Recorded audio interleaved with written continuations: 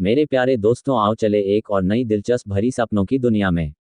आप लोगों को लगेगा आप भी उस दुनिया की सैर कर रहे हैं। अभी आप कहानी पे डूब जाएं उससे पहले चैनल को सब्सक्राइब कर दे। अगर आपको कहानी पसंद आए तो वीडियो को लाइक करें और प्यारा सा कमेंट करना ना भूले। धन्यवाद। नॉवल का नाम warlock of the magus world है। अध्याय 291 से 300। खजाना। लेलिन के चेहरे पर दयालु मुस्कान देखकर मानो चकित होकर इस अनुचर ने साहस जुटाया और पूछा, महाराज, क्या आप शायद यहाँ से नहीं? क्या ये विनम्र सेवक जान सकता है कि आपका नाम क्या है? मैं आरोन हूँ। मैं स्पष्टतः यहाँ का नहीं हूँ। लेलिन इन तीन अनुचरों को देखकर हंस पड़ा।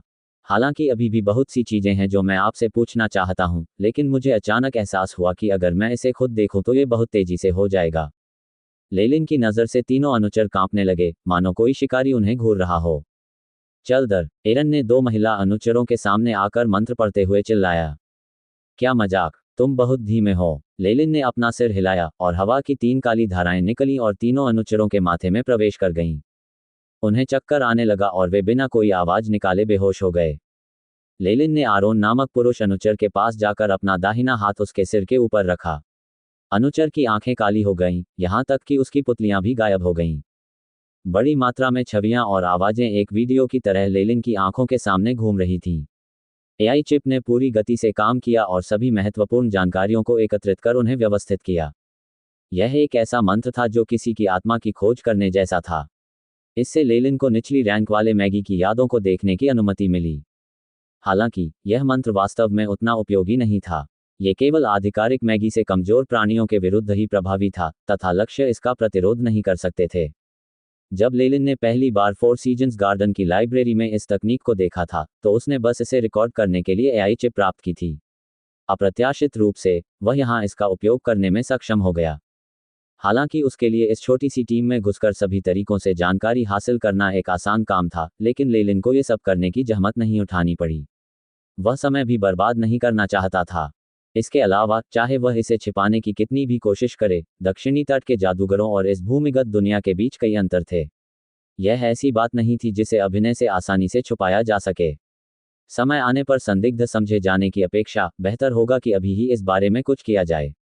भूमिगत भाषा के बारे में जानकारी एकत्र करना, जिसे ट्वाइलाइट लैंग्वेज नाम दिया गया। डेटाबेस में संग्रहीत एआई चिप ने सबसे पहले भाषा के बारे में जानकारी एकत्र की।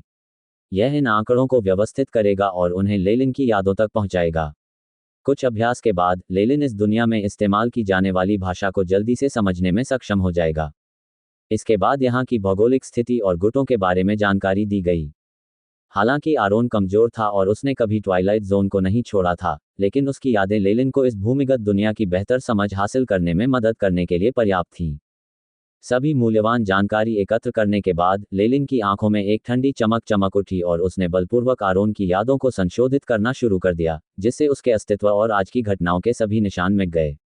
उन्होंने अपने पीछे एक उच्च पदस्थ जादूगर की झूठी यादें छोड़ दी थीं, जिसके चेहरे की बनावट अस्पष्ट थी और जो अचानक प्रकट हुआ था, तथा जिसने 6 दांत वाले विशालकाय सुअर को वश में करने में उनकी मदद की थी। इन अनुचरों के पास ऐसा कुछ भी नहीं था जो लेलिन के लिए उपयोगी हो, और वह अब और उन्हें मारना नहीं चाहता था। ऐसी स्थिति में जहां उसे कोई नकारात्मक परिणाम नहीं भुगतना पड़ता, लेलिन ने कुछ अच्छे काम करने में कोई आपत्ति नहीं जताई। आखिरकार वह कोई हत्यारा पागल तो नहीं था जो मजे के लिए लोगों की हत्या करता हो। हालांकि यादों को बदलने का यह तरीका बहुत जोखिम भरा था। लेलिन ने एरोन की मूल यादों पर कोई ध्यान नहीं दिया और जबरदस्ती ऐसा किया। यदि कोई दुष्परिणाम नहीं हुआ, तो उसका भाग्य अविश्वसनीय रूप से अच्छा होगा। इसके बाद लेलिन ने अन्य 4 पर भी यही प्रक्रिया दोहराई। यद्यपि उन्हें प्राप्त जानकारी लगभग एक जैसी थी, फिर भी इससे सूचना का एक संपूर्ण समूह तैयार हो गया। ये 6 दांत वाला विशालकाय सुअर तुम्हारा मुआवजा होगा। लेलिन ने बेहोश पड़े अनुचरों को देखा और हंसने लगा। सुअर को बांधने वाली काली रस्सियां अचानक कस गईं और वह फट गया। खून सभी दिशाओं में उड़ने लगा। लेलिन के जाने के काफी समय बाद आरोन अपना सिर पकड़ते हुए उठा। ओफ, मेरे सिर में दर्द होता है, मैं कहाँ हूँ? इसके बाद खंडित यादें उसके दिमाग में घुस गईं। उसकी आंखों में दृश्य उभरने लगे। हमारी मुलाकात एक 6 दांत वाले विशालकाय सुअर से हुई। वह आदमी, ब्लेक, वास्तव में पहले भाग गया। हम भाग्यशाली थे कि वहां से गुजर रहे एक भगवान ने हमें बचा लिया। हारून ने विशाल 6 दांत वाले विशालकाय सुअर की लाश को देखा। वह उत्साह से चिल्लाया, इतनी बड़ी मात्रा में कच्चे माल से कितने जादुई क्रिस्टल प्राप्त होंगे? मुझे जैकपॉट मिल गया है। तारांकन, हा हा हा। तारांकन। हवा की महीन धाराएं लेलिन के कानों के पास से गुजरी, उसके चारों ओर का दृश्य लंबी छवियों में बदल गया और फिर विकृत होकर प्रकाश की लकीरों में बदल गया। लेलिन ने पांचों से प्राप्त जानकारी को याद करते हुए पॉटर टाउन की ओर तेजी से प्रस्थान किया। ये वास्तव में अधोलोक था और यह पहली परत थी जो पृथ्वी की सतह पर महाद्वीप के सबसे निकट थी।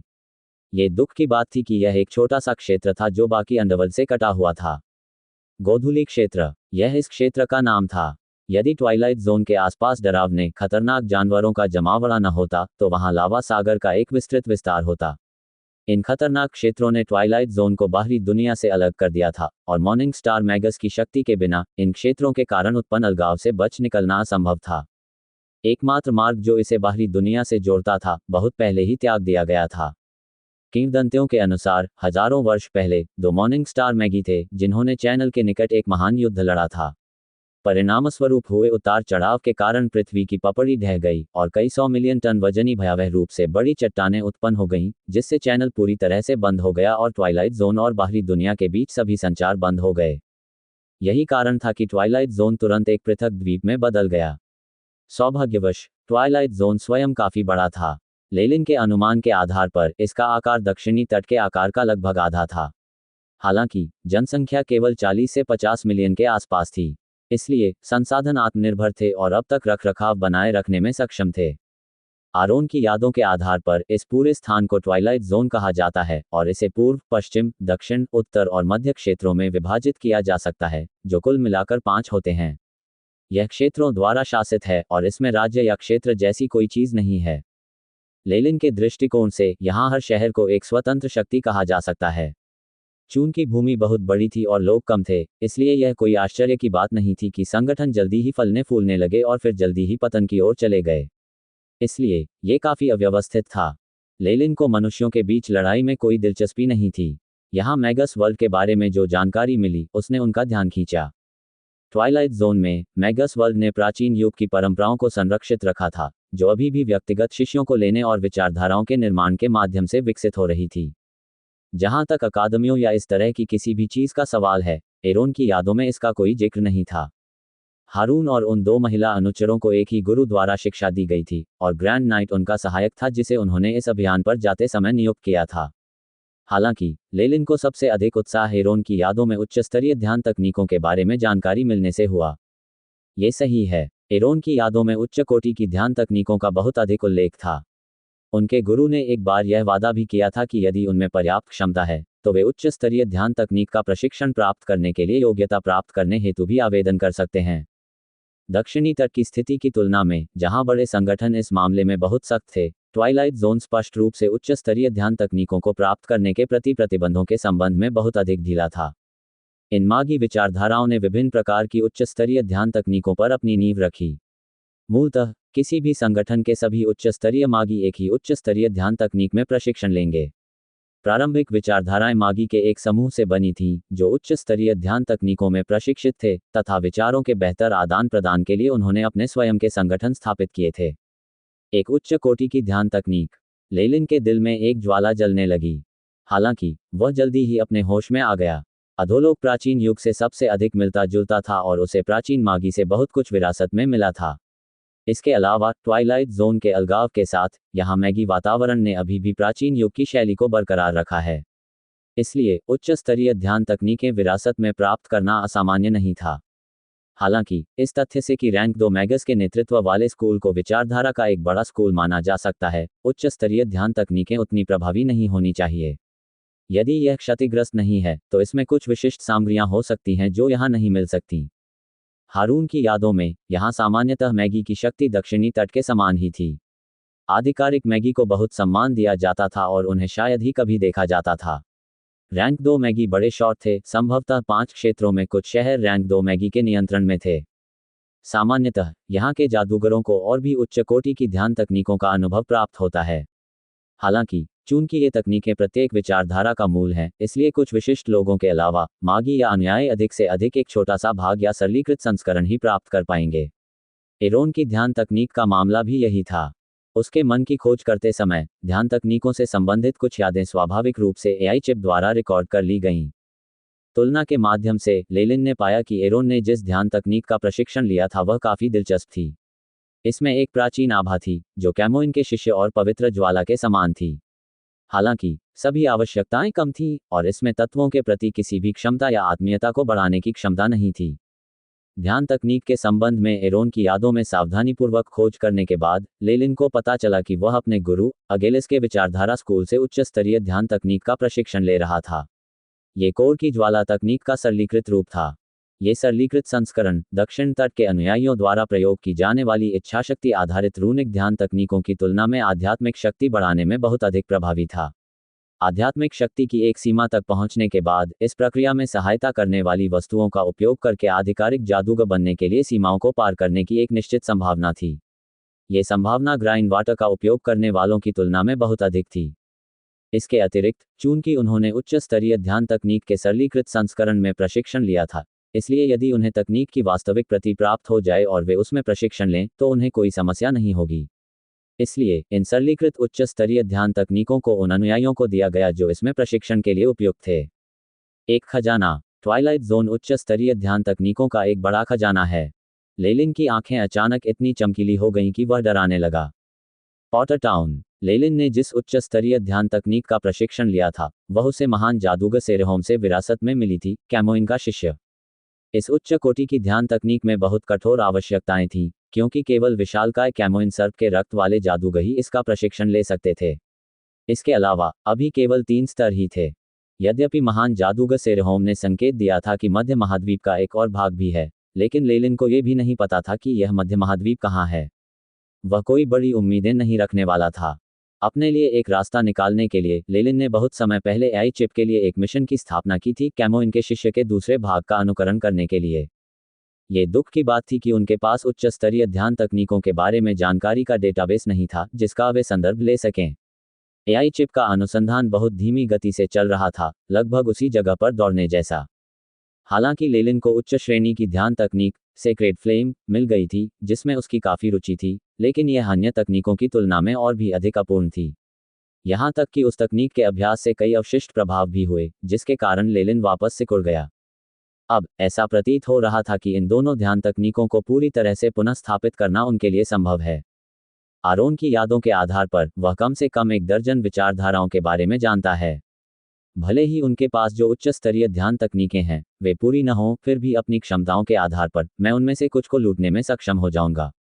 लेलिन की आंखें चमक उठीं।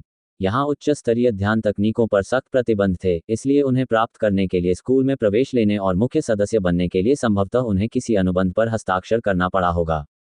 हो सकता है कि आवश्यकताएं और भी सख्त हों। हालांकि लेलिन किसी भी तरह से चुपके से अंदर घुसने और उन्हें गुप्त रूप से सीखने की योजना नहीं बना रहा था। अब वह रैंक 2 वॉरलॉक था और अपने वंश से प्राप्त अतिरिक्त बोनस के साथ उसकी युद्ध शक्ति एक नियमित रैंक 2 मैगस से कहीं अधिक थी, जो पहले से ही ट्वाइलाइट जोन में शायद ही कभी देखी गई थी। यदि वह अपने दिमाग और कुछ तरीकों का इस्तेमाल करें तो साधारण स्कूल उनकी राह में बाधा नहीं डाल पाएंगे। इसके अलावा उन्हें भूमिगत दुनिया में उपलब्ध कुछ विशेष जानकारी में भी काफ़ी रुचि थी। यद्यपि दक्षिणी तट के साथ साथ भूमिगत विश्व ने भी प्राचीन मागी की विरासत के माध्यम से प्राप्त ज्ञान पर शोध किया था, तथापि भूमिगत विश्व ने प्राचीन योग की शैलियों और शैक्षिकी ज्ञान को अधिक संरक्षित रखा था। लेलिन को यह बात बहुत लुभाने वाली लगी। स्वाभाविक रूप से उन्होंने यह नहीं सोचा कि अतीत की कोई भी चीज़ वर्तमान से बेहतर हो सकती है। आखिरकार इतने वर्षों के विकास के बाद शैक्षणिक ज्ञान और नींव वर्तमान मैगी की प्रगति और सीखने के लिए अधिक उपयुक्त थे। हालांकि इसका मतलब यह नहीं था कि प्राचीन युग का ज्ञान बेकार था। प्राचीन मागी की शक्ति लेलिन के मन में गहराई से समा गई थी। वह प्राचीन मागी की शक्ति के पीछे का रहस्य जानने के लिए बेताब था। लेलिन की गति के आधार पर स्वाभाविक रूप से उसे पॉटर टाउन पहुंचने के लिए 1.5 दिन खर्च करने की आवश्यकता नहीं थी, जैसा कि एरोन ने कहा था। कुछ मंत्रों के प्रयोग से उसकी गति बढ़ गई और लगभग आधे घंटे बाद शहर उसके सामने आ गया। पॉटर टाउन की वास्तुकला उससे बहुत अलग थी जो लेलिन ने दक्षिणी तट पर देखी थी। इसकी शैली सुरुचिपूर्ण तथा औपचारिक थी। अधिकांश इमारतें काफ़ी ऊंची थीं, संभवतः उपलब्ध भूमि के प्रत्येक टुकड़े का समुचित उपयोग करने के लिए। छोटे से शहर के मध्य में एक ऊंची मीनार थी जो लगभग आसमान को छूती थी। शिखर पर प्रकाश की एक छोटी सी चमकीली गेंद थी जो प्रकाश और गर्मी उत्सर्जित कर रही थी। तो ये सबसे बुनियादी सामग्री है जिस पर भूमिगत दुनिया के लोग निर्भर हैं, सूर्य पत्थर। ये वास्तव में सूर्य के समान है। ये दृश्य देखकर लेलिन अचानक थोड़ा भावुक हो गया। यद्यपि वह अंधकार में मौलिक कणों में विशेषज्ञ था, फिर भी वह काफी लंबे समय से भूमिगत था और अचानक तेज धूप को देखकर वह काफी उत्साहित हो गया। एरन से प्राप्त स्मृतियों के आधार पर यह प्रकाश वास्तविक सूर्य की चमक से नहीं आया था। यह एक उच्च ऊर्जा खनिज सूर्य पत्थर से आया है। भूमिगत दुनिया से प्राप्त ये खनिज लंबे समय तक सूर्य के समान पराबैंगनी किरणें और गर्मी उत्सर्जित करने में सक्षम था। भूमिगत दुनिया के हर शहर में इस प्रकार का प्रकाश स्तंभ होता था, जिसमें विभिन्न आकारों के सूर्य पत्थर संग्रहित होते थे। प्रतिदिन लोग सूर्य की रोशनी पाने और फसलों को ऊर्जा प्रदान करने के लिए इस पद्धति पर निर्भर रहते थे। शुरुआत में ही लेलिन ने यह देख लिया था कि यहाँ बहुत कम हरे पौधे उग रहे थे। ऐसा इसलिए था क्योंकि वहां सूर्य का प्रकाश नहीं था, जिसका अर्थ था कि प्रकाश संश्लेषण नहीं हो सकता था। कार्बन डाइऑक्साइड और इसी तरह के अन्य पदार्थों को ग्रे मॉस द्वारा अवशोषित किया गया, जो ऑक्सीजन में रूपांतरण कर सकता था। हालांकि यहाँ अंततः उन्हें थोड़ी हरियाली दिखी। पॉटर टाउन के किनारे घनी खेती वाली एक बड़ी भूमि थी। चूंकि मीनार से उत्पन्न प्रकाश की सीमा सीमित थी, इसलिए स्थान का प्रत्येक भाग महत्वपूर्ण था। शहर के सबसे निकट वाले स्थान पर दक्षिणी तट पर उगने वाले जई के समान एक प्रकार की जई उगाई जाती थी, हालांकि ऐसा प्रतीत होता था कि वह उतनी अच्छी तरह से नहीं उग रही थी। जिस क्षेत्र में सूर्य का प्रकाश सीधे पड़ रहा था, वहां एक प्रकार का बड़ा मशरूम उगाया जा रहा था। यह मशरूम बहुत बड़ा था, यहाँ तक कि लेलिन के पिंडली तक पहुंच गया था। यह बाहर से भूरे रंग का था और बहुत रसदार लग रहा था। यह मशरूम शहर के बाहरी क्षेत्रों में उगाई जाने वाली फसलों का लगभग 80% हिस्सा है। यह एक भयावह अनुपात था और इसका मतलब था कि यह मशरूम संभवतः यहाँ के निवासियों का मुख्य भोजन था। ये सच था। इस प्रकार के मशरूम को ग्रे स्पॉटेड फंगस कहा जाता था और यह उच्च उपज देने वाला कवक था जिसे अधिक सूर्य के प्रकाश की आवश्यकता नहीं होती थी। एरॉन की यादों में यह हमेशा से ट्वाइलाइट जोन के लोगों का मुख्य भोजन रहा है। ट्वाइलाइट जोन में कुलीन वर्ग और मागी जई, मांस और अन्य कीमती सामग्री का आनंद लेते थे, जबकि किसान केवल ग्रे स्पॉटेड फंगस पर निर्भर रहते थे। जहां कहीं भी लोग होंगे, वहां एक निश्चित पदानुक्रम होगा। मैगस की दुनिया में जहां कुछ लोगों के पास असाधारण ताकत होती है, यह विशेष रूप से सच था और लेलिन को कुछ भी बदलने की कोई इच्छा नहीं थी। सड़क पर चलते हुए लेलिन ने एक लकड़ी की बाड़ देखी जो एक बाड़े की तरह थी। वहां फटे पुराने कपड़े पहने 2 सुरक्षाकर्मी भी थे, जिनके हाथों में जंग लगे भाले थे। रुको, आप क्या कर रहे हो? लेलिन को देखते ही पहरेदारों ने तुरंत अपने भाले कस लिए, जाहिर तौर पर वे सतर्क थे। लेलिन के चमड़े के कवच ने उन्हें थोड़ा सा सतर्क कर दिया। जो गार्ड बोला था वह गोधुली भाषा में बोल रहा था। ये भाषा एआई चिप द्वारा उनके स्मृति पटल पर पहले ही भेज दी गई थी जब वे यहाँ आ रहे थे, और 1-2 दिन अभ्यास करने के बाद सामान्य बातचीत करना उनके लिए एक सरल कार्य हो गया। मैं एक थका हुआ घुमक्कड़ हूँ जो कुछ आराम और आपूर्ति पाने के लिए शहर में प्रवेश करने की उम्मीद कर रहा हूँ। चिंता मत करो, मैं शहर के नियमों का पालन करूंगा। लेलिन ने हल्की सी मुस्कान के साथ ट्वाइलाइट भाषा में धारा प्रवाह उत्तर दिया। लेलिन की बातें सुनकर दोनों गार्डों की सतर्कता समाप्त हो गई। इसका संबंध लेलिन की हानिरहित मुस्कान और सुंदर चेहरे से भी था, जिससे आसानी से उस पर अनुकूल प्रभाव पड़ गया। बिल्कुल, यदि आप ये साबित करने के लिए अपने पहचान दस्तावेज दिखाते हैं कि आप भगोड़ों में से नहीं हैं, तो कोई बात नहीं। थोड़े छोटे कद वाले गार्ड ने अपने होठों को सिकोड़ लिया। बेशक, मुझे प्रक्रिया पता है। लेलिन ने मुस्कुराते हुए चर्मपत्र का एक टुकड़ा निकाला और उसे दोनों गार्डों के सामने लटका दिया। यही है क्या? उसकी आवाज़ तुरंत ही धीमी हो गई और ऐसा लगा जैसे उसकी आंखों से कुछ लाल किरणें निकल रही हों। बिल्कुल, कोई बात नहीं। दोनों गार्डों को क्षण भर के लिए चक्कर सा महसूस हुआ, लेकिन वे जल्दी ही होश में आ गए। पॉटर टाउन में आपका स्वागत है। यहाँ के प्रभारी व्यक्ति बैरन जोसेफ हैं। उनका प्रतीक चिन्ह एक लंबी तलवार और एक विशाल गरुड़ है। मैं आपके सुखद भविष्य की कामना करता हूँ। अच्छा, एक और सवाल। लेलिन ने गार्डों से और अधिक जानकारी प्राप्त की और एक सौम्य मुस्कान के साथ उन्हें विदाई दी। फिर वह शहर में दाखिल हुआ। गार्डों के निर्देशों के आधार पर लेलिन एक छोटी सी सराय में आया।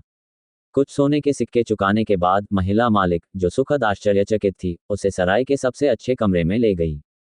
रात्रि भोजन सादा था, जिसमें ओट्स और नमकीन मांस था, लेकिन ये बच्चों का ध्यान आकर्षित करने के लिए पर्याप्त था, जो एक घेरे में खड़े होकर उसे देख रहे थे। ताजे दूध की सुगंध देने वाले जई और मांस एक विलासिता थी जो केवल ट्वाइलाइट जोन के उच्च वर्ग के लोगों को ही मिल सकती थी। यदि फल या सब्जियां होती थीं, तो वे भी केवल कुलीन वर्ग और मागी के लिए आरक्षित होती थीं। हालांकि इस सराय ने लेलिन के लिए पहले से ही अपना सर्वश्रेष्ठ प्रस्तुत कर दिया था, फिर भी उसे इसे पचाना थोड़ा कठिन लगा। भोजन के बाद उसने बॉस लेडी को टिप के रूप में थोड़ा सा चांदी का सिक्का दिया। इसके बाद उन्होंने उसे निर्देश दिया कि वह किसी को भी उनके काम में बाधा न डालने दे और अपने कमरे का दरवाजा बंद कर लिया। यद्यपि बिस्तर पर केवल एक मोटा टाट बिछा हुआ था, फिर भी वह बाहर की कठोर चट्टानों से कहीं बेहतर था। लेलिन अपने सिर के पीछे हाथ रखकर नर्म बिस्तर पर आधा लेट गया और अचंभित हो गया। इसके बाद उसने अपनी चमड़े की थैली से एक हरे रंग का लकड़ी का प्याला निकाला। ज्ञान वृक्ष का सार। ऐसा कहा जाता है कि यह जादूगरों को ज्ञान प्रदान करता है, आध्यात्मिक शक्ति बढ़ाता है, साथ ही बाधाओं को तोड़ने में भी मदद करता है, जो कि स्वर्ग के विरुद्ध है। कोमल हरे प्रकाश की किरणें लेलिन पर चमक रही थीं, जो उसके मंत्रमुग्ध भाव को रोशन कर रही थीं। एआई चिप, इस बात का विश्लेषण कैसा है? लेलिन ने मन ही मन विचार किया। ज्ञान वृक्ष से प्राप्त शुद्ध अर्क, जिसमें शक्तिशाली जीवन शक्ति है, जीवन शक्ति को बढ़ा सकता है और रैंक 2 मैगस को एक निश्चित सीमा तक आगे बढ़ने में मदद कर सकता है। प्रकृति अज्ञात। एआई चिप ने कुछ जानकारी भेजी। विजडम ट्री का सार। विजडम ट्री के शरीर से बने प्याले के साथ मिलकर निश्चित रूप से केवल एक ही प्रभाव नहीं होगा जब उन्हें एक साथ जोड़ा जाता है। लेलिन ने हरे रंग के लकड़ी के कप पर ध्यान केंद्रित किया, उसकी आंखों में अफसोस झलक रहा था। ये दुख की बात है कि अगर मैं इस तरह की चीज का उपयोग अब करूंगा तो ये बर्बाद हो जाएगी। इससे मेरी आध्यात्मिक शक्ति में थोड़ी वृद्धि ही हो सकती है। अधिक से अधिक, यह मुझे केवल सर्वोच्च रैंक 2 मैगस के स्तर तक ही पहुंचने दे सकता है। जहां तक बाधा को पार कर रैंक 3 तक आगे बढ़ने की बात है, लेलिन हाल ही में रैंक 2 वॉरलॉक तक आगे बढ़ा था। वह अभी भी शिखर से काफी दूर था। इसलिए उसने एक लंबी सांस ली और इन दोनों वस्तुओं को अपने चमड़े के थैले में रख लिया। Dang dang. तारांकन शहर के हृदय स्थल पर स्थित मीनार के ऊपर से एक मधुर झनकार गूंजी। मानो प्रकाश बंद कर दिया गया हो। सूर्य पत्थर ने प्रकाश उत्सर्जित करना बंद कर दिया और पूरा शहर बाहरी दुनिया की तरह अंधकार में डूब गया। रात हो गई होगी। सूर्य पत्थर को अब बनाए रखने और संरक्षित करने के लिए बदला जा रहा है। लेलिन को स्वाभाविक रूप से इस बात का एहसास था। दुकान खोलना। भूमिगत दुनिया अंधकार में डूबी हुई थी। यहाँ के जिन कस्बों और शहरों में सूर्य पत्थर थे, वे ऐसे क्षेत्र थे जहाँ मानव यातायात अधिक था। ट्वाइलाइट जोन के मानव शहरों में सूर्य पत्थर को हर 12 घंटे में बदला जाएगा तथा पृथ्वी की सतह के समान प्रकाश की स्थिति बनाए रखी जाएगी। हालांकि पॉटर टाउन जैसे छोटे क्षेत्र में उच्च श्रेणी का सूर्य पत्थर नहीं होगा। अधिक से अधिक इसका आकार एक अंडे के बराबर होगा। अफवाहों के आधार पर सूर्य पत्थर जितना बड़ा होता था, उसका मूल्य उतना ही अधिक होता था और उसका कार्य भी उतना ही बेहतर होता था। ऐसा कहा जाता था कि 5 क्षेत्रों की राजधानी में एक छोटे पहाड़ के आकार का सूर्य पत्थर था। जिस क्षण कोई सूर्य पत्थर खो जाता, पूरा क्षेत्र अंधकार में डूब जाता और अनगिनत खतरों से घिर जाता। इसलिए मानव आबादी वाले प्रत्येक क्षेत्र में सूर्य पत्थर को हमेशा उच्चतम स्तर की सुरक्षा वाले क्षेत्र में रखा जाता था। खिड़की के बाहर अंधेरा देखकर लेलिन ने हल्की सांस ली और पर्दे खींचकर बंद कर दिए। रक्षात्मक मंत्र रचना स्थापित करने के बाद लेलिन बिस्तर पर बैठ गया और ध्यान करना शुरू कर दिया। प्रकाश के गहरे लाल धब्बे एक के बाद एक हवा से बाहर निकले और लेलिन के शरीर पर इकट्ठा हो गए। उसकी चेतना के सागर में चांदी सफेद क्रिस्टल और भी अधिक ठोस हो गए और किनारों पर हल्की दरारें खुद को ठीक करती हुई प्रतीत हुईं। जहां तक निशान की बात है, लेलिन की ठोस आध्यात्मिक शक्ति की मुहर के साथ वह दूधिया सफेद रोशनी मंद हो गई थी। वह बता सकता था कि निकट भविष्य में ये चिन्ह पूरी तरह नष्ट हो जाएगा। ठीक चल रहा है। ये देखने के बाद लेलिन, जो इस पूरे समय तनाव में था, अंततः शांत हो सका। इसके बाद वह बिस्तर पर गिर पड़ा और गहरी नींद में सो गया।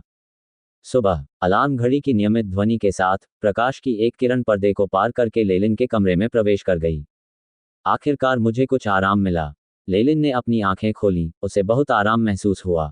1 महीने तक बाहर कैंपिंग करने से जो थकान हुई थी, वह एक दिन के आराम से ही दूर हो गई। इसका संबंध उसकी भयावह जीवन शक्ति से था। यहाँ तक कि गंभीर रूप से घायल होने की स्थिति में भी एक रात के आराम से उनकी सारी थकान दूर हो गई।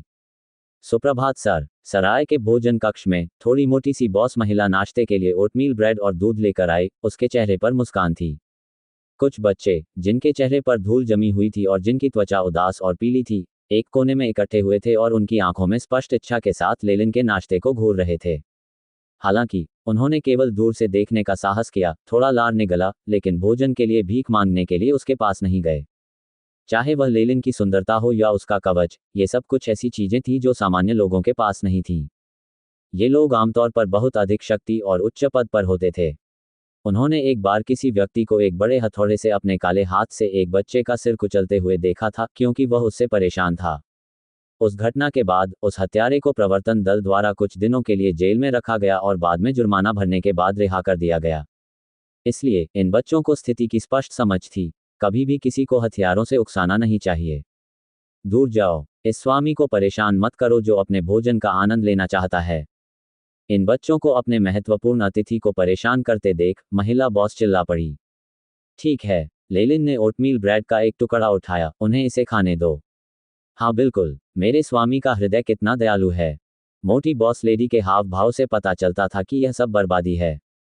फिर भी उसने रोटी को कई टुकड़ों में फाड़ा और बच्चों को देते हुए कहा, तुम कितने भाग्यशाली हो कि तुम्हें ऐसे दयालु स्वामी मिले हैं। खाओ और चले जाओ। बच्चों ने जल्दी से ओटमील ब्रेड को अपने मुंह में ठूंस लिया, भोजन की सुगंध उनके मुंह के अंदर फैल गई। वे अपने मुंह पर हाथ रखकर रोने के कगार पर थे।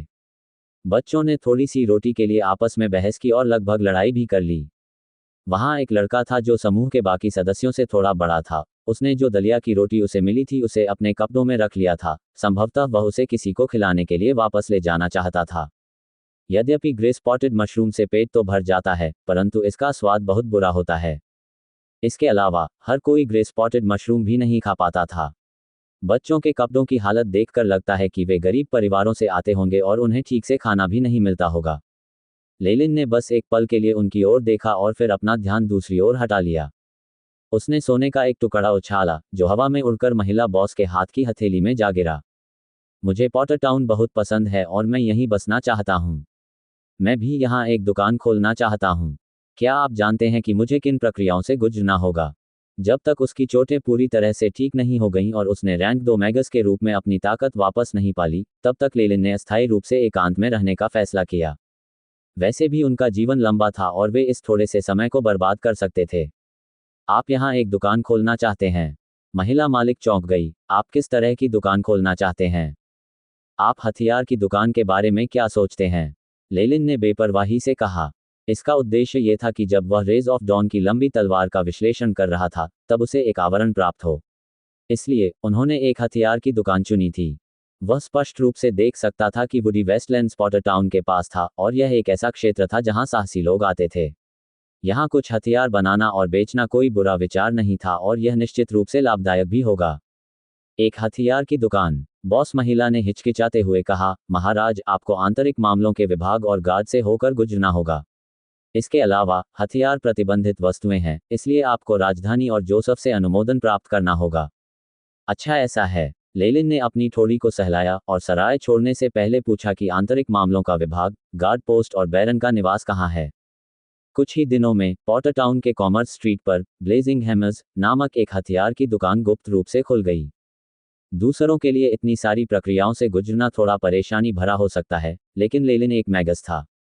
लक्ष्य को भ्रमित करने या स्मृतियों को बदलने के लिए कुछ मंत्रों से बहुत सारी समस्याओं का समाधान किया जा सकता है।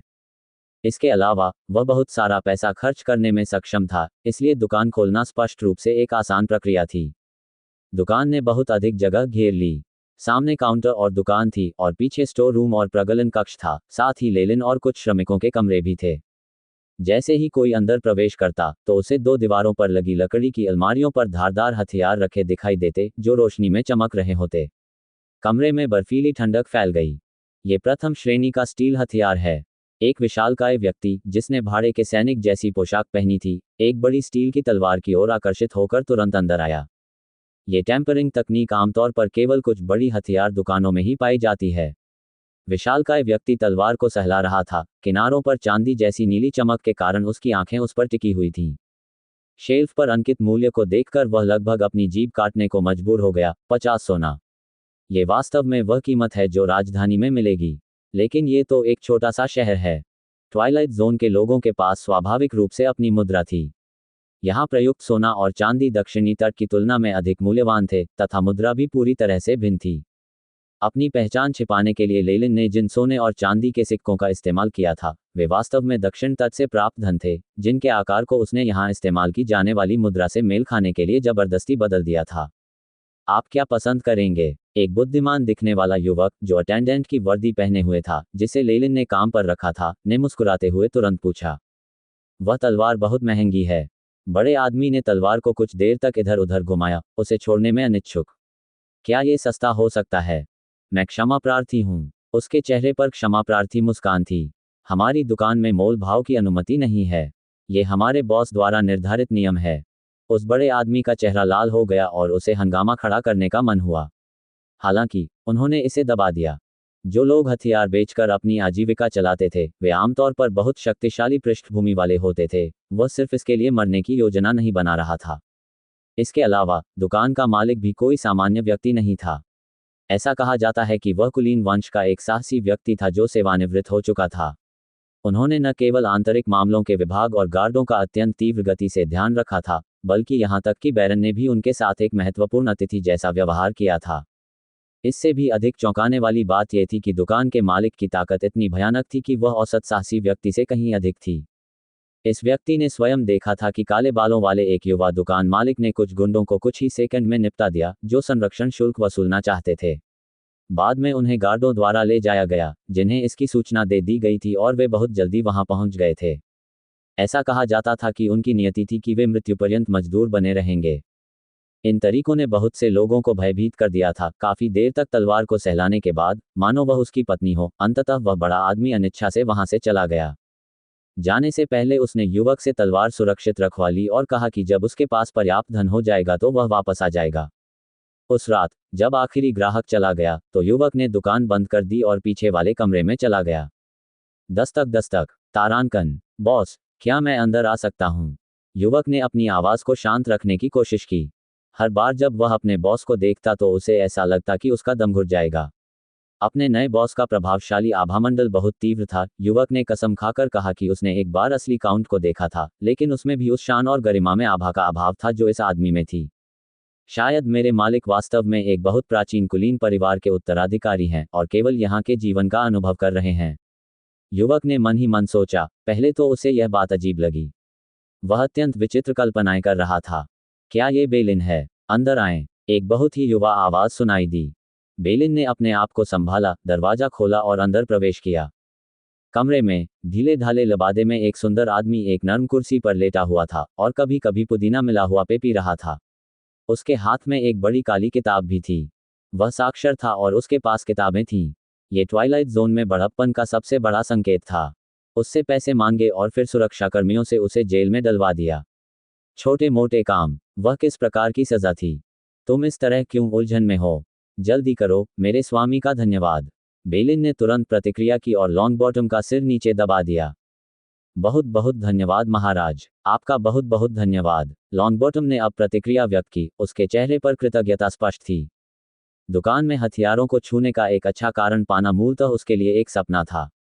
वह लेलिन नामक एक महान, शक्तिशाली शूरवीर से भी संपर्क स्थापित करने में सफल रहा। ये कुछ ऐसा था जिसकी उसने कभी कल्पना भी नहीं की थी। ठीक है, कल दोपहर से यहाँ आओ और काम करना शुरू करो। लेलिन ने सिर हिलाया, मुड़ा और दुकान के पीछे चला गया। दरअसल लेलिन ने बहुत पहले ही बेलिन और लॉन्गबॉटम की हरकतों पर ध्यान दिया था, लेकिन वह उनसे परेशान नहीं था। हालांकि उनके कुछ प्रयोग काफी अच्छे चल रहे थे और उनका मूड भी अच्छा था। अपने कमरे में प्रवेश करने के बाद लेलिन ने सोचा, एआई चिप हथियार ब्लूप्रिंट सिमुलेशन की प्रगति कैसी है? बीप। हथियार ब्लूप्रिंट सिमुलेशन 100%। ब्लूप्रिंट और रून्स की स्थापना पूरी हो गई। एआई चिप ने तेजी से ध्वनि उत्पन्न की और फिर लेलिन की आंखों के सामने एक हथियार की छवि भेजी। यह एक काले रंग का क्रॉस ब्लेड था जो देखने में बहुत साधारण लग रहा था। ये कहा जा सकता है कि यह अत्यंत साधारण था, लेकिन इसका क्रॉस सेक्शन ऊर्जा को लूप करने वाली रेखाओं के साथ साथ रूनों से भरा हुआ था। विशेष हथियार का डिजाइन पूरा हो गया है, जिसका नाम उल्का रखा गया है। एआई चिप की रोबोट आवाज सुनाई दी। इन 2 वर्षों में लेलिन ने अंततः उस मध्यम श्रेणी की जादुई कलाकृति का पूरी तरह से विश्लेषण कर लिया था जो ब्रांडेड तलवारबाज का हथियार था, रेज ऑफ डॉन। उसने अपना स्वयं का विशिष्ट हथियार बनाने के लिए प्रगलन और मंत्र निर्माण पर अपना सारा ज्ञान एकत्रित कर लिया था। एक सफेद रुमाल। इसे खोलने के बाद लेलिन ने पाया कि इसमें कुछ चांदी और तांबे के सिक्के थे, साथ ही सोने के सिक्के का एक छोटा सा टूटा हुआ टुकड़ा भी था जो मूल आकार का लगभग 1/4 था। अगर उसने कुछ गलत किया है तो मैं आपको मुआवजा देने को तैयार हूं। लेलिन ने इस युवा युवती की ओर देखा और अपना सिर हिलाया। कहानी में ट्विस्ट। मैंने पहले भी इसका उल्लेख किया है। यह एक आपसी समझौता है। यदि आपका भाई ऐसा नहीं करना चाहता है तो वह किसी भी समय जाने के लिए स्वतंत्र है। लेलिन धीरे से बोला, अगर आपको मेरी बात पर विश्वास नहीं है तो आप उससे पूछ सकते हैं। लेलिन ने लॉन्गबॉटम की ओर इशारा किया, जो किनारे की ओर खड़ा था। बहन। लॉन्गबॉटम ने अपना सिर झुका लिया, थोड़ा डर गया, लेकिन वह दृढ़ लग रहा था। मास्टर लेलिन के यहाँ काम करना मेरी अपनी पसंद है। इसका उससे कोई लेना देना नहीं है। कृपया मुझे मत रोको। तुम। ये युवती क्रोधित हो गई और उसने लॉन्गबॉटम की बांह खींची, जिससे एक बड़ा सा खरोंच दिखाई दिया। इसे देखो। आप अभी भी इन नाइट फिक्शन उपन्यासों में कैसे डूबे हुए हैं? खांसी खांसी। लेलिन ने अचानक खांसते हुए उसे बीच में टोका। यह मेरी दुकान है। यदि आप अपने भाई को अनुशासित करना चाहते हैं, तो कृपया ऐसा कहीं और करें और मेरे व्यवसाय में बाधा न डालें। लेलिन ने यह बात साहपूर्वक कही, हालांकि इस समय उसकी दुकान में कोई ग्राहक नहीं था। माफ कीजिए, मेरे महाराज।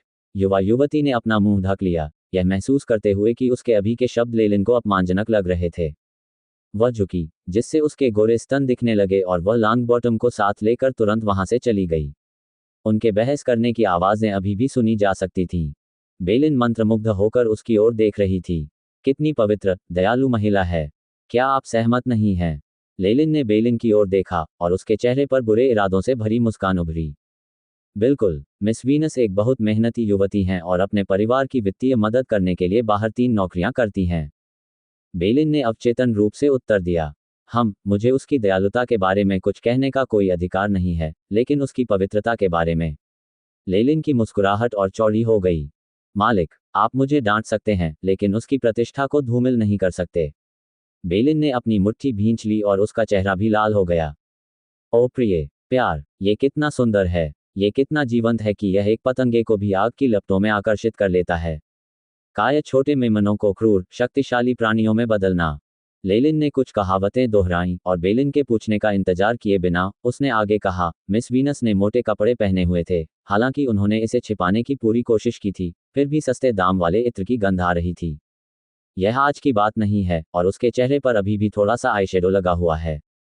उसका रुमाल ओल्ड वॉकर की दुकान से खरीदा गया एक अच्छी गुणवत्ता वाला उत्पाद है। ऐसा लगता है कि उसके पास बहुत पैसा है। उसके साथ उस छोटे से संपर्क में ही ऐसा लगा कि उसने मुझे कम से कम 3 बार लुभाने की कोशिश की थी। यह अवश्य ही कोई व्यावसायिक आदत होगी। लेलिन के मुंह से निकले हर वाक्य के साथ बेलिन को ऐसा महसूस हुआ जैसे किसी हथौड़े ने उसकी छाती पर वार किया हो और वह पीछे गिर पड़ा। हालांकि लेलिन ने एक घातक प्रहार जारी रखा, अगर मैं गलत नहीं हूं, तो आप आधी रात को प्रसिद्ध नाइट वार्बलर गली में मिस वीनस को पा सकते हैं।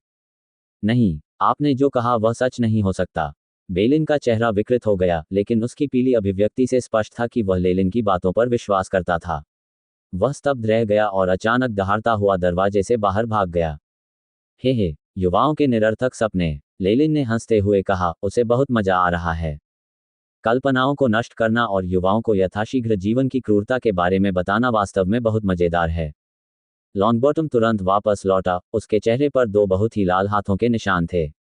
उसने लेलिन से कुछ नहीं कहा और अपना दैनिक काम शुरू कर दिया। जहां तक बेलिन का सवाल है, कहा जाता है कि उस बेचारे ने पूरी रात बार में शराब पी थी। वह अगले दिन दुकान पर आया, लेकिन लेलिन ने उसे बाहर निकाल दिया। उसने उसकी ओर घृणा से देखा और चाहा कि वह शराब की गंध को दूर कर दे, नहीं तो उसे वापस आना पड़ेगा। तारांकन धमाका। तारांकन। धातु के आखिरी टुकड़े को स्टोर रूम में ले जाते देख लॉन्गबॉटम, जो जख्मों से भरा हुआ था, ने राहत की सांस ली और उम्मीद भरी निगाहों से लेलिन की ओर देखा। युवक, तुम बुद्धिमान हो और दृढ़ रह सकते हो। अब से मैं घोषणा करता हूं कि आप प्रतिदिन 5 मिनट के लिए मेरी दुकान पर आ सकेंगे, जब कोई भी आसपास न हो, और मेरे उत्पादों को देख सकेंगे। लेलिन ने घोषणा करते समय अपनी हंसी रोकने की पूरी कोशिश की।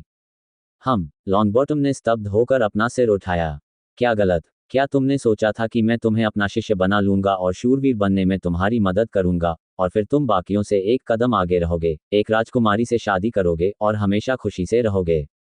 लेलिन के चेहरे पर चिढ़ाने वाली मुस्कान थी। बच्चे, तुम अभी भी बहुत अपरिपक्व हो। अब जबकि उसकी योजना सफल हो चुकी थी, तो लॉन्गबॉटम शर्म से पीला पड़ गया। झूठे कहीं के, तुम एक झूठे हो, वह चिल्लाया और तेजी से बाहर भाग गया। तारांकन पाक। तारांकन वह बहुत तेजी से भागा था, इसलिए वह सड़क पर फिसलकर गिर गया और उसके शरीर पर मिट्टी लग गई। हा, आओ देखो, क्या ये ब्लेजिंग हैमर्स वाला मूर्ख नहीं है? लॉन्गबॉटम के दयनीय दृश्य ने राहगीरों का ध्यान अपनी ओर आकर्षित किया। उनके उपहास के कारण लॉन्गबॉटम चिल्लाया और जैसे ही मौका मिला, वह वहां से भाग गया। लेलिन ने दरवाजे पर अपना वजन टिकाया और मुस्कुराते हुए ये सब देखा। बॉस, आप बहुत बुरे हैं। नहीं, तुम बहुत बुरे हो। बेलिन लेलिन के पीछे खड़ा था और उसकी आंखों के नीचे काले घेरे थे। लेलिन से बुदबुदाते हुए उसका चेहरा दुबला हो गया था। हे, ऐसा नहीं है कि जब से तुम मुझसे परिचित हुए हो ये पहला दिन है। लेलिन ने कंधे उचकाए और पिछवाड़े में आ गया। उन्होंने एक काले रंग का क्रॉस ब्लेड बनाया, जिसका डिजाइन एआई चिप द्वारा डिजाइन की गई मेटियोर लंबी तलवार से काफी मिलता जुलता था। हालांकि इस तलवार से कोई भी ऊर्जा तरंगें नहीं निकल रही थीं। ये वह नकल थी जिसे लेलिन ने मेटेओर तलवार के डिजाइन का उपयोग करके बनाया था। केवल बाहरी स्वरूप और वजन समान थे तथा अंदर कोई ऊर्जा रून या ऐसा कुछ भी नहीं था। हाँ, लेलिन ने ब्लेड उठाया और आगे की ओर धक्का दिया। ऐसा लग रहा था जैसे वह किसी पाठ्यपुस्तक से सीधे निकला हो। तेज ब्लेड हवा को चीरता हुआ बाहर निकला और एक तीखी, विस्फोटक ध्वनि उत्पन्न की। हालांकि मेटियोर लंबी तलवार अभी तक नहीं बनी थी, लेलिन ने पहले से ही तैयारी शुरू कर दी थी ताकि वह हथियार का जल्दी से उपयोग कर सके। जोर स्लैश हड़ताल। लेलिन अचानक जमीन पर कई आकृतियों में बदल गया, जिनमें से प्रत्येक ने मध्य हवा में रुकी हुई मुद्रा बना रखी थी। अंत में लेलिन ने छलांग लगाई। Cross slash. उस क्षेत्र में एक विशाल चट्टान पर एक विशाल क्रॉस बना हुआ था। तारांकन टकराना, टकराना, टकराना, टकराना, तारांकन। लेलिन के क्रॉस स्लैश के तहत चट्टान 4 बड़े भागों में बदल गई। यह बेलिन लेलिन की भयानक ताकत से चकित था और एक विशाल टोड की तरह मुंहबाए देख रहा था। मैंने बैरन के निवास से शूरवीरों को हमला करते देखा है, लेकिन उनकी आक्रामक शक्ति इस सीमा तक नहीं है। क्या मास्टर लेलिन एक महान ग्रैंड नाइट हो सकते हैं? बेलिन इतना स्तब्ध था कि वह अपना मुंह भी बंद नहीं कर पा रहा था। क्या क्या आप सीखना चाहते हैं? लेलिन ने एक सफेद तौलिया उठाया और अपने हाथ पोंछे। बेलिन को इस अवस्था में देखकर वह मुस्कुराया और पूछा, हाँ, नहीं, मत करो। बेलिन भ्रमित हो गया और उसका भाषण असंगत हो गया। इसलिए, क्या आप चाहते हैं या नहीं चाहते हैं? लेलिन मुस्कुराया। बेलिन काफी देर बाद प्रतिक्रिया करने में सफल हुआ। उसे अभी भी विश्वास नहीं हो रहा था कि उसे ऐसा अवसर मिलेगा। वह लेलिन द्वारा धोखा दिए जाने से डरता था। मालिक, अरे नहीं, गुरुजी, मेरा मतलब है, मैं पहले से ही 19 साल का हूं और मैं काफी बुरा हूं। मुझे कभी कोई आधिकारिक प्रशिक्षण नहीं मिला है और मैं केवल कुछ ही शब्द पहचान सकता हूं। क्या ये बेहतर नहीं होगा कि यथाशीघ्र शूरवीर बनने के लिए प्रशिक्षण शुरू कर दिया जाए? यदि आप एक शिष्य चाहते हैं, तो मुझे लगता है कि लॉन्गबॉटम मुझसे भी अधिक उपयुक्त है। यद्यपि उसने ये कहा, लेकिन इतने बड़े प्रलोभन के सामने बेलिन की सांसें कठिन हो गईं। यदि आप सचमुच कोई कारण जानना चाहते हैं तो केवल एक ही है। लेलिन धीरे धीरे बोला और बेलिन के कान खड़े हो गए। क्योंकि मैं खुश हूं। क्या ये कारण पर्याप्त है? लेलिन मुस्कुराया। वॉरलॉक वास्तव में काफी आवेगशील प्राणी थे। इसके अलावा लेलिन को लगा कि एक जादूगर की भावनाओं को दबाते रहना अच्छा नहीं है। उसे अपनी भावनाओं को व्यक्त करने का कोई रास्ता खोजना था, और चूंकि उसे बेलिन अच्छी लगी, इसलिए उसने अपनी इच्छानुसार कार्य करने का निर्णय लिया। ठीक है, ऐसे शक्तिशाली कारण के सामने बेलिन केवल असहाय होकर हंस सकती थी। यदि लॉन्गबॉटम को पता चल गया कि यही कारण था, तो वह निश्चित रूप से रो रो कर मर जाएगा। बेलिन ने मन ही मन सोचा। इसलिए, क्या आप सीखना चाहते हैं? बिल्कुल, मैं करता हूं। बेलिन ने तुरंत सहमति दे दी। यदि वह इस समय इसे अस्वीकार कर दे तो वह मूर्ख होगा। तारांकन पाक। तारांकन एक लकड़ी की तलवार बेलिन के चेहरे पर लगी।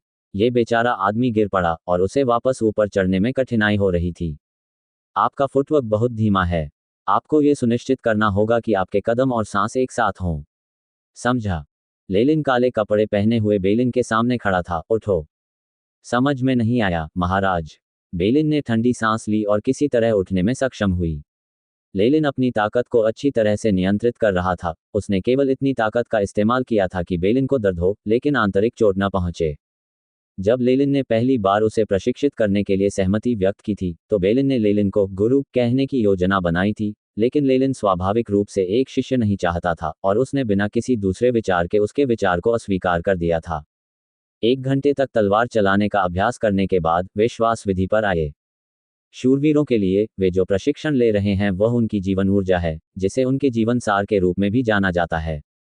लेलिन ने उत्साहपूर्वक निर्देश दिया। पेट के निचले हिस्से से लगभग 5 सेमी नीचे, उल्टे त्रिकोण क्षेत्र में।